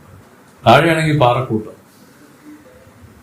അവിടെ കിടന്ന് പ്രാർത്ഥിക്കുകയാണ്. അതിന് ഭഗവാൻ യേശു ക്രിസ്തുദേവനെ പ്രാർത്ഥിക്കുന്നു. ക്രിസ്തുദേവ എന്നെ രക്ഷിക്കണേ, എന്നെ രക്ഷിക്കണേ. ഇപ്പോൾ ക്രിസ്തുദേവനെ അതിന്റെ അടിയിൽ വന്നെന്ന് പറയും. മകനെ നീ ആ പിടിവിടൂ, ഞാൻ നിന്നെ രക്ഷിക്കാം. ഇപ്പൊ അയാൾ ആലോചിച്ചു, നീ പിടിക്കും, പിടിച്ചില്ലെങ്കിലും കൺഫ്യൂഷൻ. അയാൾ പിടിവിട്ടില്ല. അങ്ങനെ തന്നെ കിടന്ന് അയാൾ വീട് ചത്തുപോയതാണ് പറയുന്നത്. കാരണം വിശ്വസിക്കില്ല അവർക്ക്. ഇതിനാരും മഹത്തുക്കൾ പറയുന്ന ഇതിനാരും വിശ്വസിക്കില്ല. അവർ പറഞ്ഞ പരമസത്യമാണെന്ന്. അതാണ് ഇതിൽ പറഞ്ഞ ശ്രദ്ധ എന്ന് പറയുന്നത്. ശ്രദ്ധയും ഭക്തിയും ഉള്ളവർക്ക് ഇത് സാധിക്കുന്നു പറഞ്ഞതിൽ ശ്രദ്ധയുടെ ഇതെന്താണ് പറഞ്ഞത്? ശ്രദ്ധ എന്ന് പറഞ്ഞാൽ സദ്ഗുരു നൂൽ അൻപു പറ്റലേ ശ്രദ്ധയാകും. ഗുരുവേദാന്ത ശാസ്ത്രങ്ങളിലുള്ള അതീവ വിശ്വാസം, ഇതിനാണ് ശ്രദ്ധ എന്ന് പറയുന്നത്. വിശ്വാസം ഇല്ലത്. അപ്പൊ ആ വിശ്വാസത്തോടുകൂടി ഇതിൽ ചലിക്കുന്ന പക്ഷം അവർ പറയുന്നു ഇത് രക്ഷിക്കും. കാരണം ഇങ്ങനെയാണ് നമ്മളിപ്പോ ഇവിടെ പറഞ്ഞ ഇതാണ്. ഒരു പടികം പോലെയാണ് അവർ. എല്ലാം അവരിൽ പറ്റിയിട്ടുണ്ട്. പക്ഷെ അവരറിയുന്നു ഇതൊന്നും തന്നെ ബാധിച്ചിട്ടില്ല. ഇതിനു വേണ്ടി ഇത് കഴുകിക്കളയേണ്ട കാര്യമൊന്നും അവർക്കില്ല. ഒരു കർമ്മ പരിപാടി അവർ ചെയ്യുകയില്ല ഇത് പോവാൻ വേണ്ടി. കാരണം എന്താണ്? അവർ അതിനു മുമ്പേ അറിഞ്ഞു തന്നിൽ ഒന്നും സ്പർശിക്കുന്നില്ല, താൻ ഒന്നുമായിട്ട് ചേരുന്നുമില്ല, ഒന്നും തന്നിൽ വന്ന് ചേരുന്നില്ല. ഈ രൂപത്തില് തികച്ചും വ്യത്യസ്തമായൊരു നിലപാടാണ് ഈ ആത്മസ്വരൂപമായിരിക്കുന്ന തനിക്കുള്ളത്. ഇതെല്ലാം വെറും തോന്നലുകൾ മാത്രം, കേവല അധ്യാസമാണ്. ഇതിനെ നിരാകരിക്കാൻ വേണ്ടി എന്താണ് വേണ്ടതെന്ന് വെച്ചാൽ ദൃഢമായ ബുദ്ധിയാണ്. ദൃഢമായ ബുദ്ധി. ഈ ബുദ്ധിയിൽ ഒരു സംശയം ഉണ്ടെങ്കിൽ അത് ദൃഢബുദ്ധിയല്ല, ഒരു നിശ്ചയം, നല്ല നല്ല നല്ല നിരൂപണം ചെയ്ത് സംശയരഹിതമായ ഒരു ബ്രഹ്മാത്മ നിശ്ചയം തന്നെ ഇതിന്റെ പേര്. സംശയ എന്ന് പറഞ്ഞ സുരേഷ, സംശയരഹിത ബ്രഹ്മാത്മാ നിശ്ചയം. ഈ നിശ്ചയത്തിൽ വരുത്തിയെടുക്കുന്നവരെയാണ് ജ്ഞാനികളായിട്ടുള്ളത്. അവർ പിന്നെ ഗുരുകൾ ഒരാളോ അതിനൊന്നുമില്ല, ശ്രീരാമാന്റെ വിജയമൊന്നും ഒന്നുമല്ല, ഇവിടെ അപ്പുറത്ത് വേറെ ഉള്ളിയൊരു സ്വാമി ഉണ്ടെന്ന് പറയും. ഇങ്ങനെയൊക്കെ അന്ന് പറയുമ്പോൾ സ്വാഭാവികമായിട്ടും ആ നിശ്ചയം മാറിപ്പോവാ. മനസ്സിലായില്ലേ? ഈ ലോകത്തുള്ള ആർക്കും പറ്റുന്നത് എന്താണ്? ഈ സംശയവും ഈ നിശ്ചയത്തിന് ഒരു ദാർഢ്യമില്ലായിരുന്നു. ആ നിശ്ചയം പൂർണ്ണമായി ഇതിൽ ഉറച്ചവരെ സംബന്ധിച്ച് അവർ പറഞ്ഞു, അവര് ആ ജ്ഞാനത്തിലേക്ക് വന്നു കഴിഞ്ഞു. അവർ പരോക്ഷ ജ്ഞാനികളാണ്. അവര് ഒന്നിനാലും അവരെ മാറ്റാൻ പറ്റില്ല. അവരുടെ ആ നിശ്ചയത്തെ ഒന്നിനും മാറ്റാൻ പറ്റില്ല. അങ്ങനെയാണ് ഇവിടെ നമുക്ക് പറഞ്ഞ ഇതൊന്നുമല്ല. ഈ സ്ഫടികച്ചെയൽ പോൽ ചിത്തം വെറുതിരിക്കും അവനെ ത്യാഗിയാകും പറഞ്ഞു. മഹാകർത്തനെ പറ്റി പറഞ്ഞപ്പോ ഗാന്ധശിലയെ പറഞ്ഞു. ഗാന്ധത്തിന്റെ മുമ്പില് ഗാന്ധം ചുമ്മായിരുന്നാലും അതിനെ സമീപിക്കുന്ന ഇരുമ്പ് തുണ്ടുകൾ അതിൽ അനങ്ങിയൊക്കെ ചെയ്യും. ഇതുപോലെ ആണ് വാസ്തവത്തിൽ ഈ കർത്തൃത്വം ഇതിൽ നടക്കുന്നത്. ഈ അന്ധകരണം അതിന്റെ ധർമ്മത്തെ ചെയ്യുമ്പോൾ ആത്മാവ് ഇതിൽ എന്തെങ്കിലും ചെയ്യുന്നുണ്ടോ എന്ന് ചോദിച്ചാൽ ഒന്നും ചെയ്യുന്നില്ല. ആത്മാവ് നിഷ്ക്രിയനാണ്. പക്ഷെ ആ ഗാന്ധമായിട്ട് ഇവിടെ പറഞ്ഞു ഇതിന്റെ സന്നിധിയിൽ ഇരുമ്പ് തുണ്ടുകൾ ചേഷ്ടിക്കുന്ന പോലെ കണ്ടിരിക്കുന്നവരെയാണ് മഹാകർത്തനായിട്ട് പറഞ്ഞത്. അവരൊന്നും തന്നെ ചെയ്യുന്നില്ല, ഒന്നും തന്നെ ചെയ്യിക്കുന്നുമില്ല ആരോടും. രണ്ടാമത്തെ ആളെ പറ്റി പറഞ്ഞത് മാഭോഗി അല്ലേ? മാഭോഗിയുടെ ലക്ഷണം എന്ത് പറഞ്ഞു? അവർ പറഞ്ഞു ഈ കാട്ടുതീ അതിൽ ഈ പറയുന്ന ആളുകളൊക്കെ അതിനെ സമീപിക്കുന്ന പിന്നെ ഇതിനെ എരിച്ചു കളയുന്നത് പോലെ, അത് നല്ലതെന്നോ ചീത്തയെന്നോ പഥ്യമെന്നോ അപഥ്യമെന്നോ അങ്ങനെയൊന്നും നോക്കാതെ വാഴത്തണ്ടിട്ടാലും എരിക്കും, അത് എരിച്ചു കളയും. അതിലൊരു പക്ഷാഭേദവും ഇല്ലാതെ അത് എരിച്ചു കളയും. ഇതുപോലെയാണ് ആര് നടക്കേണ്ടത്? മഹാഭോഗി ആയിരിക്കുന്ന സന്യാസി നടക്കുന്നത്. കയ്യിൽ കിട്ടുന്നതിനെ കഴിച്ചോളൂ. അതിൽ പഥ്യമെന്നോ അപഥ്യമെന്നോ നല്ലതെന്നോ ചീത്തയെന്നോ ഒന്നും ഇതില് മനസ്സിൽ പ്രവേശിപ്പിക്കരുതെന്നാണ് അർത്ഥം. മനസ്സ് പ്രവേശിച്ചാണ് വലുതെന്നും ചെറുതെന്നും നല്ലതെന്നും ചീത്തയെന്നും ഒക്കെ നിരൂപണം ഇതിലുണ്ടാവുന്നത്. അത് കിട്ടുന്നത് കഴിക്കുന്ന ഭാഗത്ത് നമ്മൾ സംസാരിച്ചതാണ് നമ്മുടെ പട്ടണത്താരെ പറ്റി പറഞ്ഞത്. നോട്ടമൊന്നുമില്ല, ആ ദൃഢ നിശ്ചയമാണ്. മൂന്നാമത് പറഞ്ഞു മാത്യാഗിയായിട്ടിരിക്കുന്നത് വളരെ എളുപ്പമാണ്. കാരണം പറയല്ലേ, ഇതെല്ലാം തന്നിൽ തോന്നലുകൾ മാത്രമാണ്. ഈ സ്ഫടികമായിരിക്കുന്ന തന്നിൽ തോന്നിയിരിക്കുന്നതാണ് ഇതെല്ലാം. ഇതൊന്നും വാസ്തവമല്ല. ഇതിനെ കളയാൻ വേണ്ടി ഞാൻ ഒന്നും ചെയ്യേണ്ട കാര്യമില്ല. എന്തെങ്കിലും യോഗാഭ്യാസം ചെയ്യുകയോ എന്തെങ്കിലും അങ്ങനെ ചെയ്യുമോ ഇങ്ങനെ ചെയ്യുമോ എന്ന് പറയുന്നത് പോലും തെറ്റാണത്. ഇതിനെ ധരിക്കുക എന്നുള്ളതാണ് ഇതിൽ ശരി. ധരിക്കുക. അങ്ങനെ ധരിക്കുന്ന ആൾ പിന്നെ മനസ്സിനെ പ്രവേശിപ്പിച്ച് സംശയത്തിൽ അങ്ങോട്ടും ഇങ്ങോട്ടും ഇതിൽ വ്യവഹാരം ഉണ്ടാക്കരുത്. അത് ഇമ്പോർട്ടൻറ്റ്. ധരിക്കാത്ത അർത്ഥം എന്തിനാണ്? മനസ്സിലറ്റു പോകണമാണ്. മനസ്സെപ്പോഴും വരും, സംശയം ഉണ്ടെങ്കിൽ വരും. അതാണോ ഇതാണോ, അതാണോ നല്ലത്, ഇതാണോ നല്ലത്, ഇങ്ങനെ ആ ഒരു എന്താ പറയുന്നത്, ഇതിന്റെ പേര് ആപേക്ഷിക ജ്ഞാനത്തിന്റെ കർത്താവാണ് ഈ മനസ്സ്. ഇപ്പൊ ശ്രീനിയെ പിന്നെ കൃഷ്ണപ്രസാദിനെ കണ്ടിട്ട് നമ്മൾ പറയുന്നു സ്ഫടികച്ചേൽ പോലെ. അതായത് ആ സ്ഫടികത്തിൽ പറ്റിയിരിക്കുന്ന കാര്യങ്ങളിൽ സ്ഫടികം ഒന്നും അതിൽ പറ്റിയതായിട്ട് ഉള്ള അനുഭവം അതിനില്ല. ആ രൂപത്തിലാണ് ജ്ഞാനികൾ ഇതിൽ വർത്തിക്കുന്നത്. അതുകൊണ്ടാണ് ശ്രീകൃഷ്ണ പരമാത്മാവിനൊക്കെ ശിശുപാലൻ നിന്ദിച്ചു, നിന്നാസ്തുതികൾ ഒരുപാട് പറഞ്ഞു. ഇതെല്ലാ ലക്ഷണങ്ങളും കൃഷ്ണനിൽ കാണും. എല്ലാ ലക്ഷണങ്ങളും ഈ മാകർത്തൻ, മാഭോഗി, മത്യാഗി മൂന്നുണ്ട്. ജ്ഞാനികളിലൊക്കെ ചിലത് കാണും. അല്ല, ജീവമുക്തന്മാരാണ്. പല തരത്തിലുള്ള വെറൈറ്റീസ് ഉണ്ട്. കാണുന്നത് നല്ലതാണ്. അവർക്കൊക്കെ കാണുന്നത് ഒരിക്കലും ഇത് നമ്മുടെ ഉള്ളിൽ സ്റ്റാമ്പായിട്ട് പതിയുന്നത്. ഇത് പോവില്ല, ഇത് വേറെ ചെയ്യും പിന്നീട്. ഇങ്ങനെ മനസ്സിലാക്കി. അപ്പൊ 3 തരം ജ്ഞാനികളെ സ്വാമി നമുക്ക് പറഞ്ഞു തന്നത് 12 വായിക്കാം. ആ 3 പേരിൽ ആരാണ്, ഏത് തരത്തിലുള്ള ആളാണ് നിങ്ങളെന്ന് ഓരോരുത്തരും അപഗ്രഥിക്കും. എന്ത് അതിരിച്ച് എല്ലാ ജ്ഞാനികളാണ് ഈ ഇരിക്കുന്നതെല്ലാം. പക്ഷെ അവർ തിരിച്ചറിയുന്നില്ല. തിരിച്ചറിയാത്തത് നമ്മൾ തിരിച്ചറിയുന്നില്ല എന്ന് വിചാരിച്ചു. സിംഹം ആട്ടിൻപറ്റത്ത് വളർന്ന് തിരിച്ചറിയാതെ ആടാണെന്ന് കരുതിക്കൊണ്ടിരുന്ന സമയം യഥാർത്ഥത്തിൽ ആടായിരുന്നു. ആടായിരുന്നു, അത് സിംഹം തന്നെയായിരുന്നു. പക്ഷെ അത് തിരിച്ചറിഞ്ഞില്ല.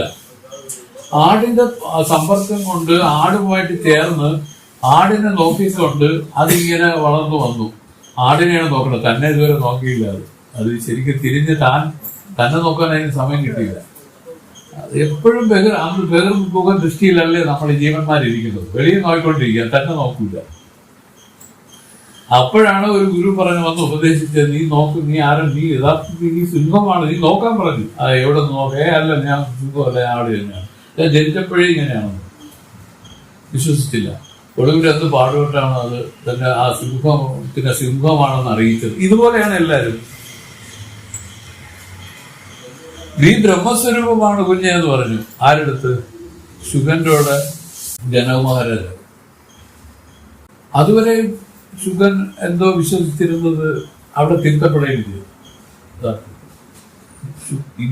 ഇപ്പൊ അവിടെ അദ്ദേഹത്തിന്റെ മുമ്പിൽ വന്നപ്പോഴാണോ പെട്ടെന്നൊരു നീ ബ്രഹ്മസ്വരൂപമാണെന്ന് ഉള്ളതാണ് ഇപ്പൊ ചോദ്യം. ആണോ? നീ ബ്രഹ്മസ്വരൂപമാണ്. ഇത് തിരിച്ചറിയുന്നതിനുള്ള ജ്ഞാനം നിനക്കില്ല. ഇത് തിരിച്ചറിയുന്നതിനാണ് ജ്ഞാനം എന്ന് പറഞ്ഞത്, വേറെ ഒന്നിനല്ല. ജ്ഞാനം എന്ന് പറഞ്ഞാൽ ഇതിനെ തിരിച്ചറിയുന്ന ഒരു സംസ്കാരം നമുക്കുണ്ട്. ഇല്ല, അതിനുവേണ്ടി സമയമില്ല, അതിനുവേണ്ടി താല്പര്യമില്ല. ഇങ്ങനെയാണ് ഇതിന്റെ അധികാര പുരുഷന്മാർ പറയുമ്പോൾ ഇതിന് താല്പര്യമില്ല ആർക്കും. അങ്ങനെ അറിഞ്ഞിട്ട് എന്ത് സാധിക്കാമെന്ന് അവർ ചോദിക്കും. അതുകൊണ്ടാണ് എല്ലാവർക്കും ഇത് ഉപയോഗമില്ല എന്ന് പറയാൻ കാരണം. എന്നാൽ ഇതിലേക്ക് വരുന്ന ബുദ്ധിശാലികളായവർക്ക് ഇത് തിരിച്ചറിയേണ്ട കാര്യം അവർക്ക് തന്നെ തോന്നും. അങ്ങനെ അവർ ആരെങ്കിലും പറഞ്ഞു കൊടുക്കുന്നതനുസരിച്ച് അവർ ഏകാന്തത്തിൽ ഈ ദൃഢദൃശ്യ വിവേകം ചെയ്ത് തന്നെ അറിയും. ഉള്ളതുപോലെ ഇപ്പൊ 3 ജ്ഞാനികളെ പറ്റി പറഞ്ഞത് വ്യക്തമാണല്ലോ അല്ലേ? ഇതിൽ ഏതെങ്കിലും ഒന്നിൽ പിടിച്ചോളും. കർത്തൃത്വം, നമ്മുടെ സ്വാമി പറഞ്ഞു, ഒന്നിന് കർത്തൃത്വം എടുക്കരുതാണ്. എല്ലാം ഈശ്വര ചേലായിട്ട് നടക്കുന്നത് വിട്ടുകൊടുക്കുക, എല്ലാം നടക്കട്ടെ. അതിൽ കൊള്ളാമെന്നും കൊള്ളില്ല എന്നുള്ള മറ്റേ ആളിന്റെ പ്രകൃതവും അതിൽ യൂസ് ചെയ്യണം. കാരണം മറ്റേ ആളെന്താണ് പറഞ്ഞത്? അറുചുവയും ഗുണം, കുറ്റം, അശുദ്ധം, ശുദ്ധം, ഇതിനെയൊന്നും പറ്റി ചിന്തിക്കണ്ട. കിട്ടുന്നതേ കാട്ടുതീ വിഭോഗങ്ങൾ ഭുജിപ്പോൻ ഭോഗിയാകും. അതുപോലെ തന്നെ മൂന്നാമത്തെ ആള് ബഹുരസമാണ്. കാരണം ഇതെല്ലാം അതിൽ നടന്നാലും ഇതെല്ലാം ഒരു തോന്നൽ മാത്രമാണ്. ഇത് വാസ്തവമല്ലെന്ന് തിരിച്ചറിഞ്ഞുകൊണ്ടിരിക്കുന്ന ഒരു നില. അതും ഇതിന്റെ വേറൊരു ഭാഗം. ഇത് 3 പേരല്ല, ഒരാളാണ്. അങ്ങനെയാണ് നമ്മളിത് അനലൈസ് ചെയ്യുമ്പോൾ നമുക്ക് മനസ്സിലാവും. 3 തരം ജ്ഞാനികളുണ്ടാവും. അവർക്ക് മാത്രമാണ് ഈ മോക്ഷ വീടുള്ളത്. ഈ ബിരുദം മൂന്നുടയോരെ വീടുള്ളവരെ, ഈ 3 തരത്തിലുള്ള പ്രകൃതങ്ങൾ ആർക്കെങ്കിലും അവർക്ക് മാത്രമാണ് ഈ വീടുള്ളത്. തമിഴില് വീടെന്ന് പറഞ്ഞാൽ മോക്ഷം എന്നാണ്. വീട് ചേർവാ, മോക്ഷത്തെ മോക്ഷം അടയുന്ന ഇതിനാണ് പറഞ്ഞു. അപ്പം മഹാഭോഗി, മഹാത്യാഗി അവരുടെ ലക്ഷണമാണ് ഇപ്പൊ പറഞ്ഞ് അവസാനിപ്പിച്ചത്. എന്നിട്ട് സ്വാമി കുറച്ചുകൂടെ അധികം എഴുതിയിട്ടുണ്ട്, നമ്മൾ വായിച്ചത്. ഗുണമെന്ന് പറഞ്ഞത് രസമുള്ള ഉത്കൃഷ്ടാന്നാദികൾ, കുറ്റം എന്ന് പറഞ്ഞത് രസമില്ലാത്ത നികൃഷ്ടമായ അന്നാദികൾ. ഈ അന്നാദികൾ എന്ന് പറയുമ്പോൾ നമ്മൾ ഭക്ഷണ പദാർത്ഥങ്ങൾ, അതിൽ ഈ പറഞ്ഞ കണക്ക് രസമുള്ളതുകൊണ്ട് രസമില്ലാത്തതുകൊണ്ട്. അതുപോലെ അല്ലെങ്കിൽ സാത്വിക ആഹാരം അല്ലെങ്കിൽ താമസാഹാരം എന്ന അർത്ഥവുമാകാം. കണ്ടുകൊടുക്കാം. അപ്പൊ പറഞ്ഞിട്ടില്ല, ഈ ഗുണം കുറ്റം ഇതിലൊന്നും അവര് മനസ്സ് വെക്കില്ല. അതാണ് നമ്മൾ പറഞ്ഞപ്പോ ഒരു കാര്യം കൂടെ എനിക്ക് പറഞ്ഞു തരാം. കാര്യം നമ്മൾ മനസ്സിലാക്കി വെച്ചിരിക്കുന്നത്, നാരായണ ഗുരുദേവൻ അദ്ദേഹത്തിന്റെ സമാധി അനുഭവത്തിന് ശേഷം അദ്ദേഹം ഏറെക്കാലം കടൽ പുറത്തുകൂടി നടക്കുകയായിരുന്നു. ചുമ്മാ നടക്കുകയായിരുന്നു. നടന്നു പോയിക്കൊണ്ടിരിക്കെ അദ്ദേഹം വയറ് വിശക്കുന്നു എന്ന് പറയുന്നിടത്ത് നിൽക്കും. നിന്നിട്ട് കൈ നീട്ടും. കൈ നീട്ടുമ്പോൾ അവിടെ ആരും മുക്കുവരല്ലേ.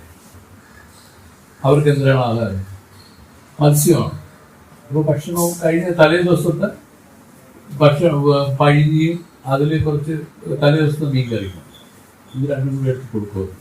കയ്യിൽ വാങ്ങിച്ച് കഴിക്കും. ഈ രീതിയിൽ അപത്യമെന്നോ പത്യമെന്നോ ഊണായിണ്ടിടാമൽ എന്നുള്ള അർത്ഥമാണ്. കാരണം അവർക്ക് നമ്മൾ പറയുമ്പോൾ ഇങ്ങനെ പറഞ്ഞാലും അവരെ സംബന്ധിച്ചൊന്നും അല്ലപ്പോ ഇത്. അവർ ഭക്ഷിക്കുന്നുണ്ടോ? അവര് ആ ശരീരത്തിന്റെ ആവശ്യങ്ങൾ അത് നിറവേറപ്പെടുന്നു എന്നല്ലാതെ അവരെ സംബന്ധിച്ച് ഇതിലൊന്നും തന്നെ അവർക്ക് ഭാഗമാക്കല്ല. എത്ര കാലം നടന്നു എന്ന് ചിന്നസ്വാമി എനിക്ക് നമുക്ക് പറഞ്ഞു കിട്ടും. അപ്പൊ ഇവിടെ എന്തിനാണ് നമ്മൾ പറയാൻ ഉദ്ദേശിച്ചത്? ഇതിലൊന്നും തന്നെ പത്യ അവസ്ഥയൊന്നും അവർ നോക്കൂല. കിട്ടുന്നത് എന്താണോ കിട്ടിയത്, കയ്യിൽ വരുന്നത് എന്താണോ അതങ്ങ് പഠിച്ചോണ്ടിരിക്കും. ഇത്ര അതിലൊന്നിലും തന്നെ അവരൊരു കൊള്ളാം, ഇത് കൊള്ളൂല്ല, അങ്ങനെ ഒരു ഭാവം ഇല്ല. അതാണ് ഇപ്പൊ സ്വാമി ഇവിടെ പറഞ്ഞിരിക്കുന്നത്. രസമില്ലാത്ത നികൃഷ്ട അന്നാദികൾ അല്ലെങ്കിൽ സാത്വികാഹാരം അല്ലെങ്കിൽ താമസാഹാരം എന്നും അർത്ഥമാകാം. ഈ അശുദ്ധം എന്ന് പറയുന്നത് പുളിച്ച പഴഞ്ചോറ് കേട്ടോ. ഉച്ഛിഷ്ടം, ദേവാരാധനയ്ക്ക് അർഹമല്ലാത്ത മുതലായവ. ദേവാരാധനയ്ക്ക് നമ്മൾ എപ്പോഴും ഇഷ്ടമായിട്ടുള്ള എടുക്കുള്ളൂ. കണ്ണുകൊണ്ട് പോലും ഉച്ഛിഷ്ടമായിക്കൂടെന്നാണ്. കണ്ണ് നോക്കിയപ്പോലെ അത് ഉച്ഛിഷ്ടമായി, രുചിച്ചാൽ ഉച്ഛിഷ്ടമായി. ഏത് രൂപത്തിലും ഉച്ഛിഷ്ടമാകാത്തത് വേണം ദേവനെന്ന് പേരിക്കാൻ. അപ്പൊ അങ്ങനെ ഇരിക്കെ ഒരാൾ ഉണ്ടാക്കണ്ടേ? അയാൾ കാണാനില്ലേ?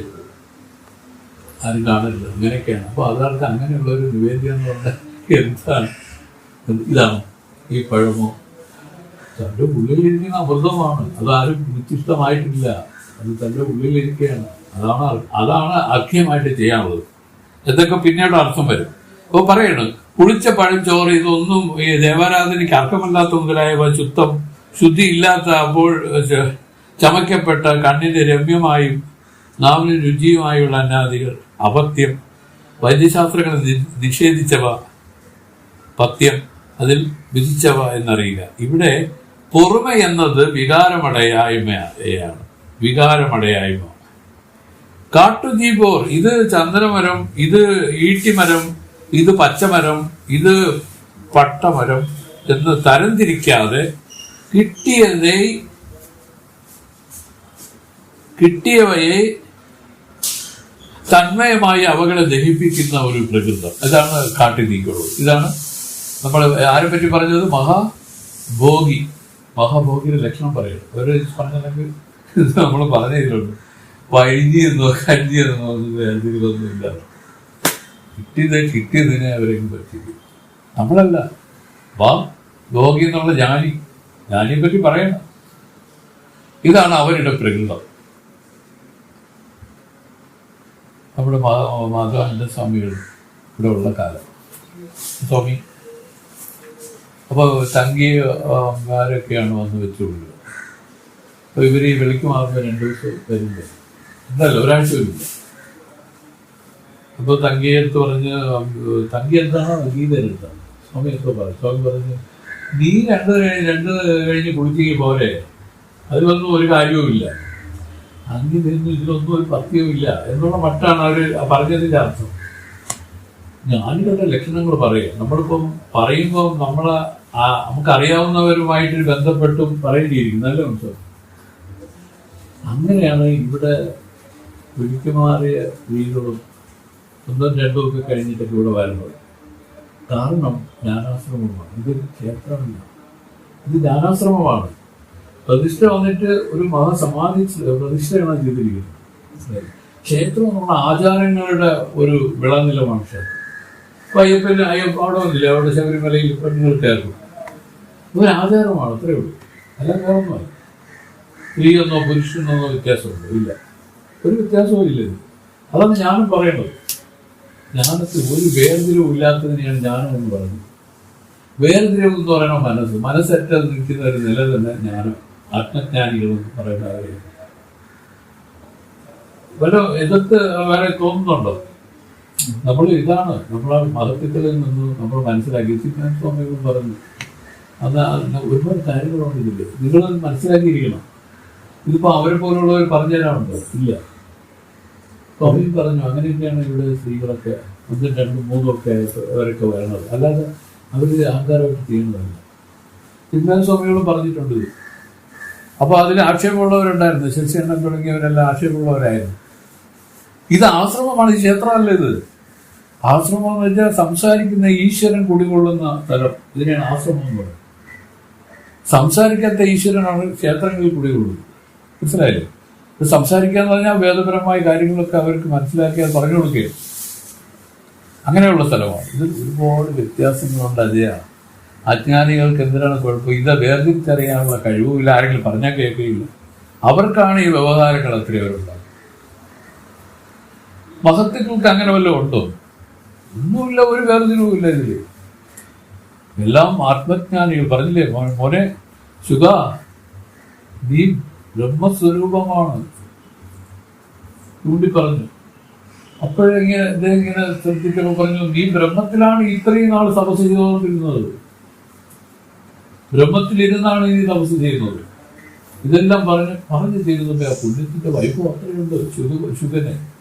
അപ്പോൾ തന്നെ അദ്ദേഹത്തിന് ഈ പറഞ്ഞ കണക്ക് അനുഭവം ഉണ്ടായി. ആ അനുഭവത്തിൽ ഇദ്ദേഹം പിന്നെ അങ്ങ് നടക്കാൻ തുടങ്ങി എന്നല്ലേ പറയുന്നു.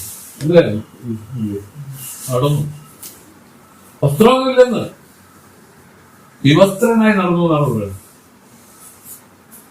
അതൊക്കെ പുരാണം പറഞ്ഞിരിക്കുന്നത് നമ്മൾ മനസ്സിലാക്കി വെക്കാനുള്ള കാര്യങ്ങളാണ്. വിവസ്ത്രനായി നടന്നുവെന്നും അദ്ദേഹം ഒരു നദിയുടെ കരയിൽ കൂടെ പോയെന്നും അവിടെ കുളിച്ചുകൊണ്ടിരുന്ന സ്ത്രീകളെല്ലാം ഓടി വസ്ത്രങ്ങളൊന്നും ഇല്ലാതെ തന്നെ ഇദ്ദേഹത്തിന്റെ അടുത്ത് വന്ന് നമസ്കരിച്ചെന്നും ഒക്കെ പറയുന്നു.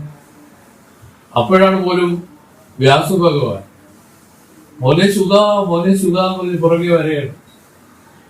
പക്ഷെ അദ്ദേഹത്തിന്റെ ശബ്ദം കേട്ടപ്പോൾ തന്നെ സ്ത്രീകൾ മാറുമറിച്ചു കുളത്തിലേക്ക് തിരിച്ച് എഴുത്തുകാരുകൾ. മനസ്സിലായോ? ജീവിതത്തെ ആ നിപ്പ് എങ്ങനെയാണ് അതില് നമ്മളുടെ യഥാർത്ഥത്തിൽ നമ്മുടെ ഉള്ളിലുള്ള ഒന്നും തന്നെയാണ് മറ്റാളുകളിൽ കൂടെ ഇരുന്ന് പ്രവർത്തിക്കുന്നത്, അല്ലാതെ വേറൊന്നുമല്ല. നമ്മുടെ ഉള്ളിലായിരിക്കുന്ന ആ ഒരു പ്രത്യേകത, അത് ആ ശുഖം ബ്രഹ്മർഷിക്കുണ്ടായത് കൊണ്ട് അവര് ശരീരബോധമില്ല, അവരും എല്ലാം ആത്മജ്ഞാനികളെ പോലെ പ്രവർത്തിച്ചു എന്നുള്ളതാണ്. അവർക്കൊന്നും തോന്നിയില്ല, അവർക്ക് ആ മാനാഭിമാനങ്ങൾ തോന്നിയില്ല. ഇതെല്ലാം തോന്നിപ്പിക്കുന്നത് എതിരെ നിൽക്കുന്ന ആള് തന്നെയാണ്. അതുപോലെ തന്നെ ഒരു ജ്ഞാനികളുടെ മുമ്പേ അകപ്പെട്ട് കഴിഞ്ഞാൽ ഈ മാനാഭിമാനം ഇതെല്ലാം നഷ്ടപ്പെടും.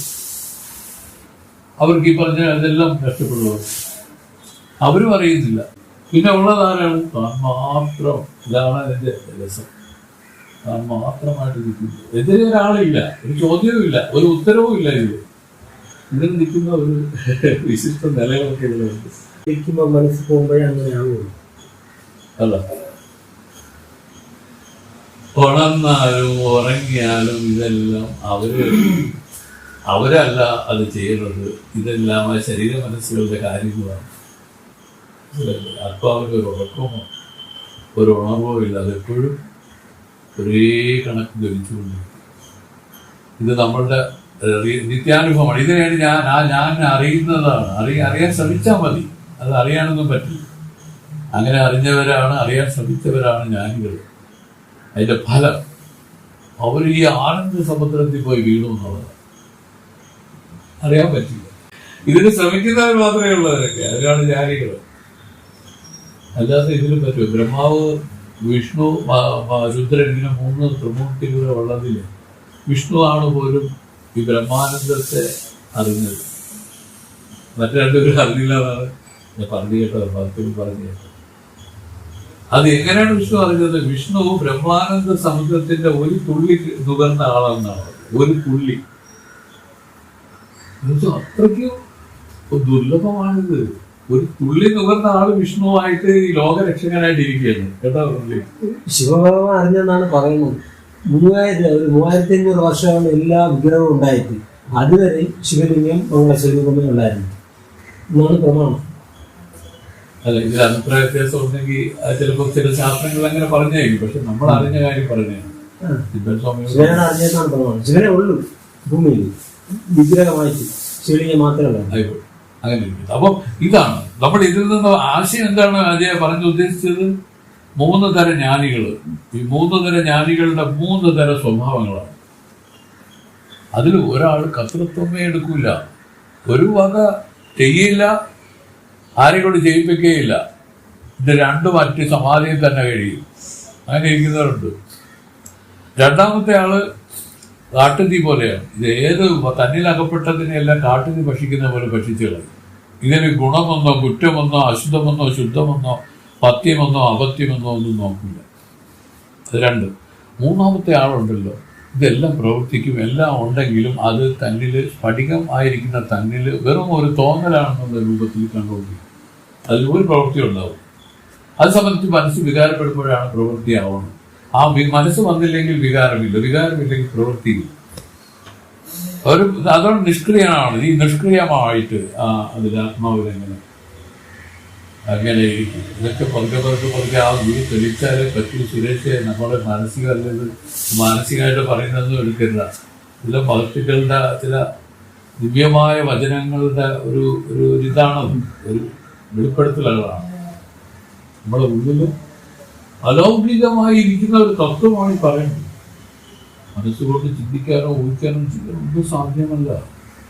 ആർക്കാണോ തന്റെ ഉള്ളിലേക്ക് പ്രവേശനം ഉണ്ടായത്, അല്ലെങ്കിൽ വേറെ ഒന്ന് പറഞ്ഞാൽ ഈ ബഹിർമുഖ വൃത്തി ഉപേക്ഷിച്ച് നിൽക്കുന്നവർ, അന്തർമുഖത്തില് വിരാജിക്കാൻ സാധിച്ചവർ, അവർക്കറിയാവുന്ന രഹസ്യങ്ങളാണ്.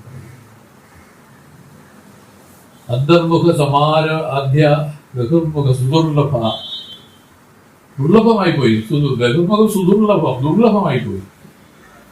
അന്തർമുഖത്തിലുള്ള വീക്ഷണം തന്നിലേക്ക് നോക്കിടാറുണ്ട്. അങ്ങനെ തിരിഞ്ഞു വരുന്നവരെ സംബന്ധിച്ചുള്ള കാര്യങ്ങളാണ് ഇതെല്ലാം.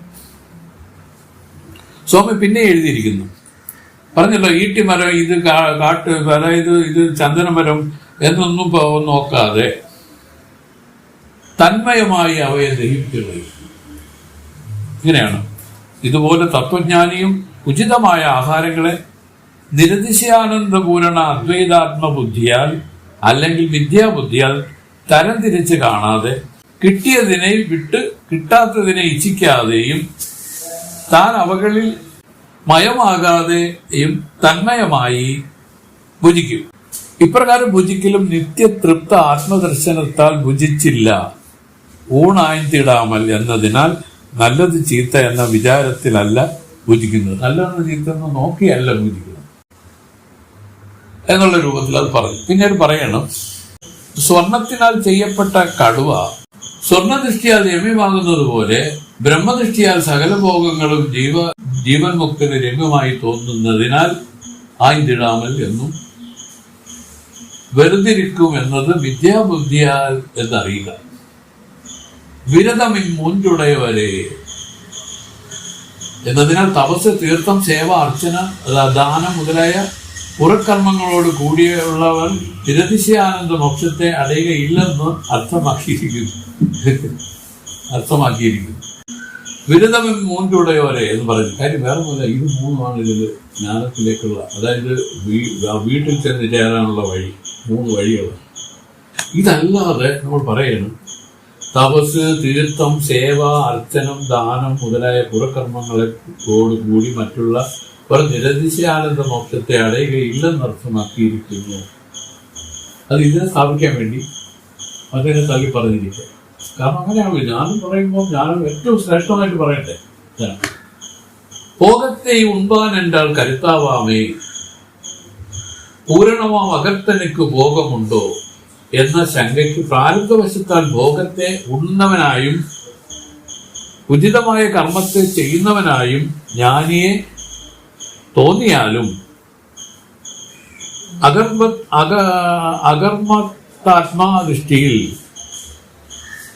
അകർമ്മത്താത്മാദൃഷ്ടിയാൽ അവ അവർക്ക് ഇല്ലെന്നുള്ളത് തന്നെയാണ് പറഞ്ഞിരിക്കുന്നത്. കാരണം അവർക്ക് ഇത് തോന്നിയാലും അവർക്ക് ഇല്ലെന്നുള്ളതാണ് പറഞ്ഞിരിക്കുന്നതെന്ന് മനസ്സിലാക്കുന്നത്.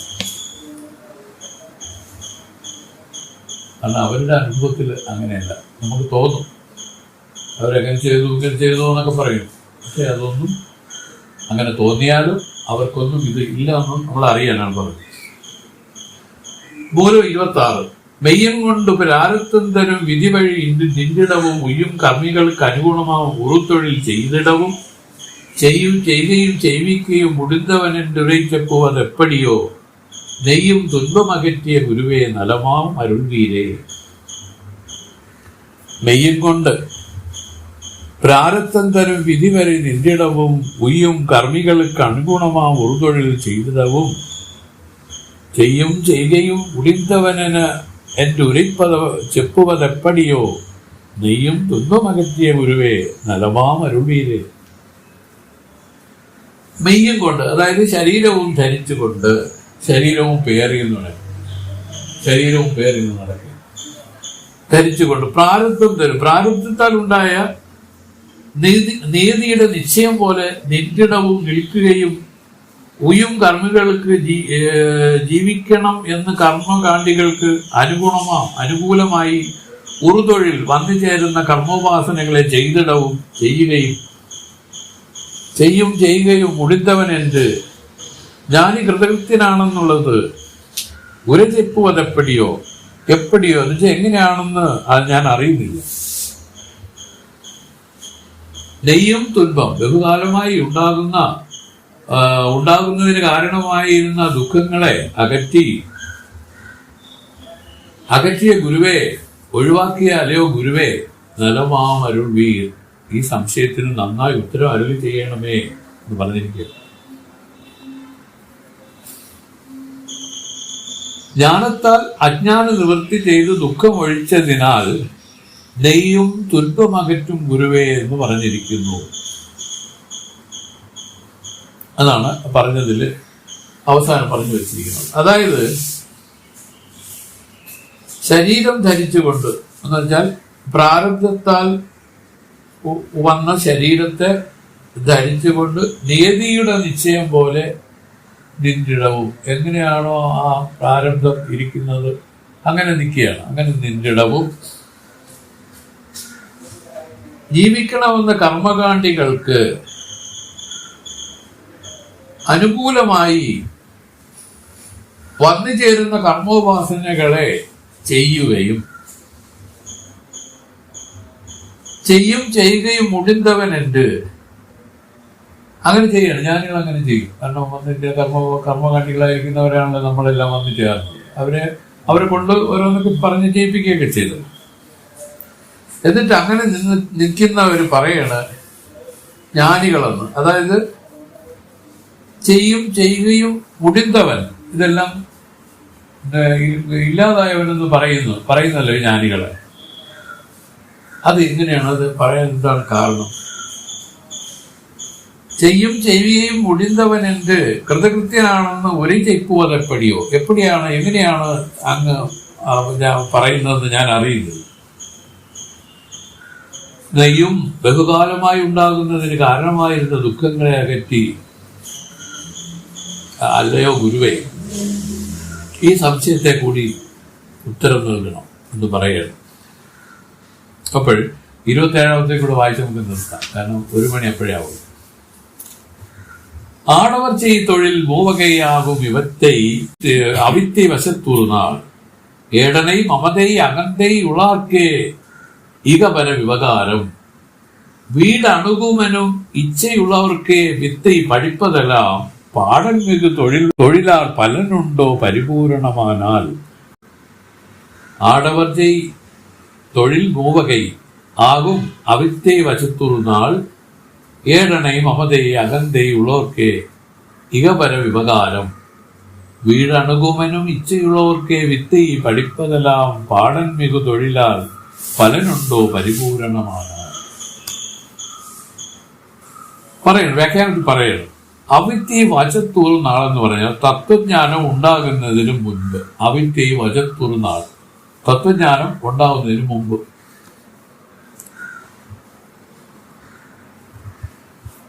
അവിദ്യവശത്തിൽ അമർന്നിരിക്കുന്ന കാലത്തിൽ ആടവർ തൊഴിൽ. ഇഷ്ടപ്രാപ്തി അനിഷ്ട നിവൃത്തിക്കായി പുരുഷന്മാർ ചെയ്യേണ്ട കൃത്യങ്ങൾ മൂവകയാകും.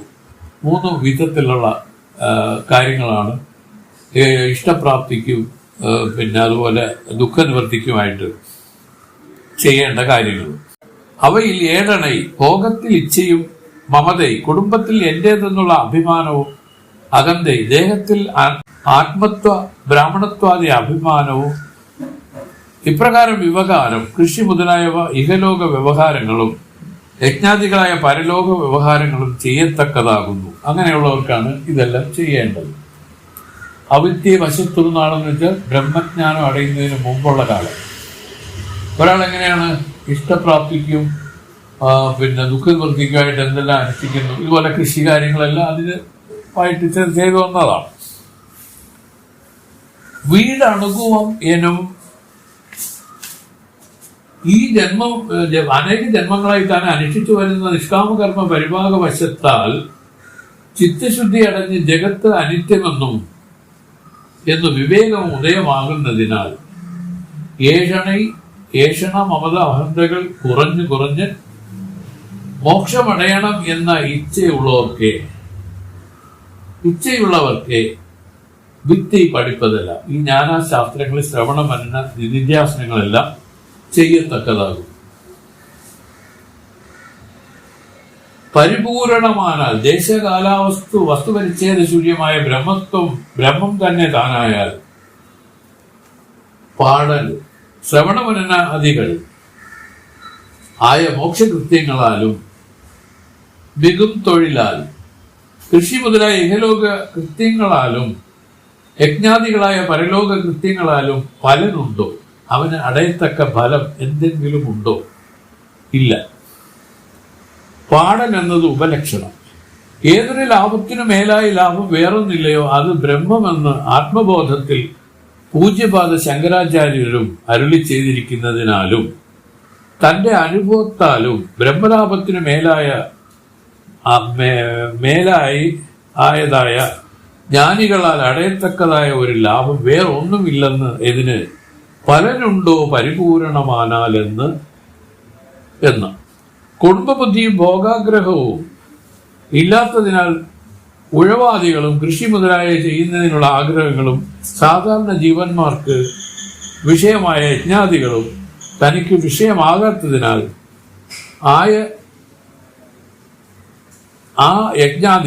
യജ്ഞാദികളും ബ്രഹ്മജ്ഞാനിയാൽ അടയപ്പെട്ടിരിക്കുന്നതിനാൽ ശ്രവണ ആദികളും ജ്ഞാനിക്ക് ചെയ്യേണ്ടതായില്ല. അതാണ് കൃതകൃത്യത്വം. അവർക്ക് ശ്രവണാദികളും ചെയ്യേണ്ടതായില്ല. ഇതാണ് കൃതകൃത്യത്വം എന്നുള്ള ലക്ഷണമാണ്. ഇതാണ് നമുക്ക് ജ്ഞാനിയുടെ വേറൊരു പേരാണ് കൃതകൃത്യൻ. എല്ലാം ചെയ്തു മുടിഞ്ഞവൻ എന്നൊക്കെ നമ്മൾ പറയും. ഇനി ഒന്നും തന്നെ ചെയ്യാൻ ഇല്ലെന്ന് അറിഞ്ഞവൻ, ചെയ്യത്തക്കതായി ഒന്നും ഇല്ലാത്തവൻ, എല്ലാം ചെയ്ത് അവസാനിപ്പിച്ചവൻ. ഒരുപാട് കാര്യങ്ങൾ ജ്ഞാനികളെ എന്തെങ്കിലും ചെയ്യാനുണ്ടോ? സ്വാമി എനിക്ക് അവിടെ ഇത്തിരി ഒരു വീട്ടിൽ ചില കാര്യങ്ങളിലൂടെയൊക്കെ 2 മക്കളാണ് കല്യാണം കഴിപ്പിച്ചത്. ഇങ്ങനെയൊക്കെ ഓരോ കാര്യങ്ങൾ പറയില്ലേ? ഇത് കുറ്റമൊന്നുമല്ല. ഇതെല്ലാം ആരിലാണോ അവസാനിച്ചത് അവരാണ് ഈ ജാതികളുടെ ലക്ഷണത്തിൽ വരുന്നത്. ചിലർക്ക് അത് കൊണ്ടുപോലും എന്നാലും വരാം. മനസ്സിലായില്ലേ? അവരറിയുന്നതെല്ലാം പ്രാരംഭവശമായിട്ട് ഈ ശരീരം എന്നുള്ള പ്രാരംഭത്തിന്റെ സൃഷ്ടിയല്ലേ. ഇതെല്ലാം ഇരിക്കുന്നത് പറഞ്ഞാൽ തനിക്ക് വല്ല ബന്ധമുണ്ടോ ഇതുമായിട്ട്? അപ്പൊ ഈ രൂപത്തിലൊക്കെ നിർണയം ചെയ്ത് ആ നിശ്ചയത്തിൽ അങ്ങനെ ഒരാൾ ഇരിക്കുമെങ്കിൽ ആ ധ്യാനമായി. ധ്യാനസമാധി ഇങ്ങനെ വരണത്. അല്ലാതെ ചുമ്മാ പറ്റൂല സുരേഷേ. ചുമ്മാ കണ്ടെടുത്തിരുന്നാൽ ഉറങ്ങിപ്പോകും. അല്ലെങ്കിൽ ദിവാസ്വപ്നങ്ങൾ കണ്ടോണ്ടിരിക്കും. കൂടുതൽ ദിവാസ്വപ്നങ്ങളായിരിക്കും. ഇതല്ല. ഇത് ഭയങ്കരമായിട്ടുള്ള ആ വിചാരജന്യമായിട്ട് ഞാനെങ്കിൽ വരാൻ പോയത്. അതാണ് ഇതിന് പ്രധാനം. വിചാരമറ്റതിനാലേ പറയുന്നു. എന്തുകൊണ്ടാണ് മായ വന്നെന്ന് ചോദിച്ചു പറഞ്ഞു. വിചാരമറ്റതിനാലേ, വിവേകമില്ലാത്തത് കൊണ്ട് ചുമ്മാ തോന്നുന്നതാണത്. അത് തോന്നുന്നതാണെന്ന് അറിയാൻ ഞങ്ങൾക്ക് സാധിക്കുന്നില്ല. നീ അതിന് സത്യബുദ്ധി കൊടുത്ത് അതിനെ വീണ്ടും ഈ സമാധിയെ ഭംഗപ്പെടുത്താൻ നീ ഉപയോഗിക്കും. വിവേകമില്ല. സമാധി നിഗ്രഹത്തിൽ ചെയ്താണ് എല്ലാം നിൽക്കുന്നത്. യഥാർത്ഥത്തിൽ നമ്മളെല്ലാം സമാധിസ്ഥന്മാരായിട്ടിരിക്കുകയാണ്. ആത്മാവ് ഒരു സമാധിസ്ഥ സ്വരൂപത്തിൽ ഇരിക്കുകയാണ്. മനസ്സിലല്ലേ? അതിനെ ഉണർന്ന് അതിനോട് ചേരല്ല ചെയ്യാതെ ഈ ലോകത്തിൽ ഭ്രമിച്ചുകൊണ്ട് ഇങ്ങനെ നടക്കുക. അതിനോട് ഇഷ്ടക്കേടല്ല, വരട്ടെ, സമയമില്ല, ഇത്രയും കൂടെ ചെയ്തിട്ട് വരാം, ഇത്രയും കൂടെ ഉള്ളൂ എനിക്ക്. ഒരു കാലത്ത് എന്തില്ലാത്ത ഒരു വലിയ ഒരു സ്റ്റോറിയാണ് ഇതിൽ നിൽക്കുന്നത്, നീണ്ട കഥ. ഇതിലാണ് പേരിച്ചൊരാൾ ഇതിലേക്ക് കുർക്കറുത്ത് കിടക്കുന്നത്. ഓ മയ്യനേ എന്നുള്ള നിന്റെ അനന്ത ജന്മങ്ങളാണ്ട മെയ്യനെ ഉപദേശിക്ക വിളിവന്ന ഗുരുവേ പോറ്റി.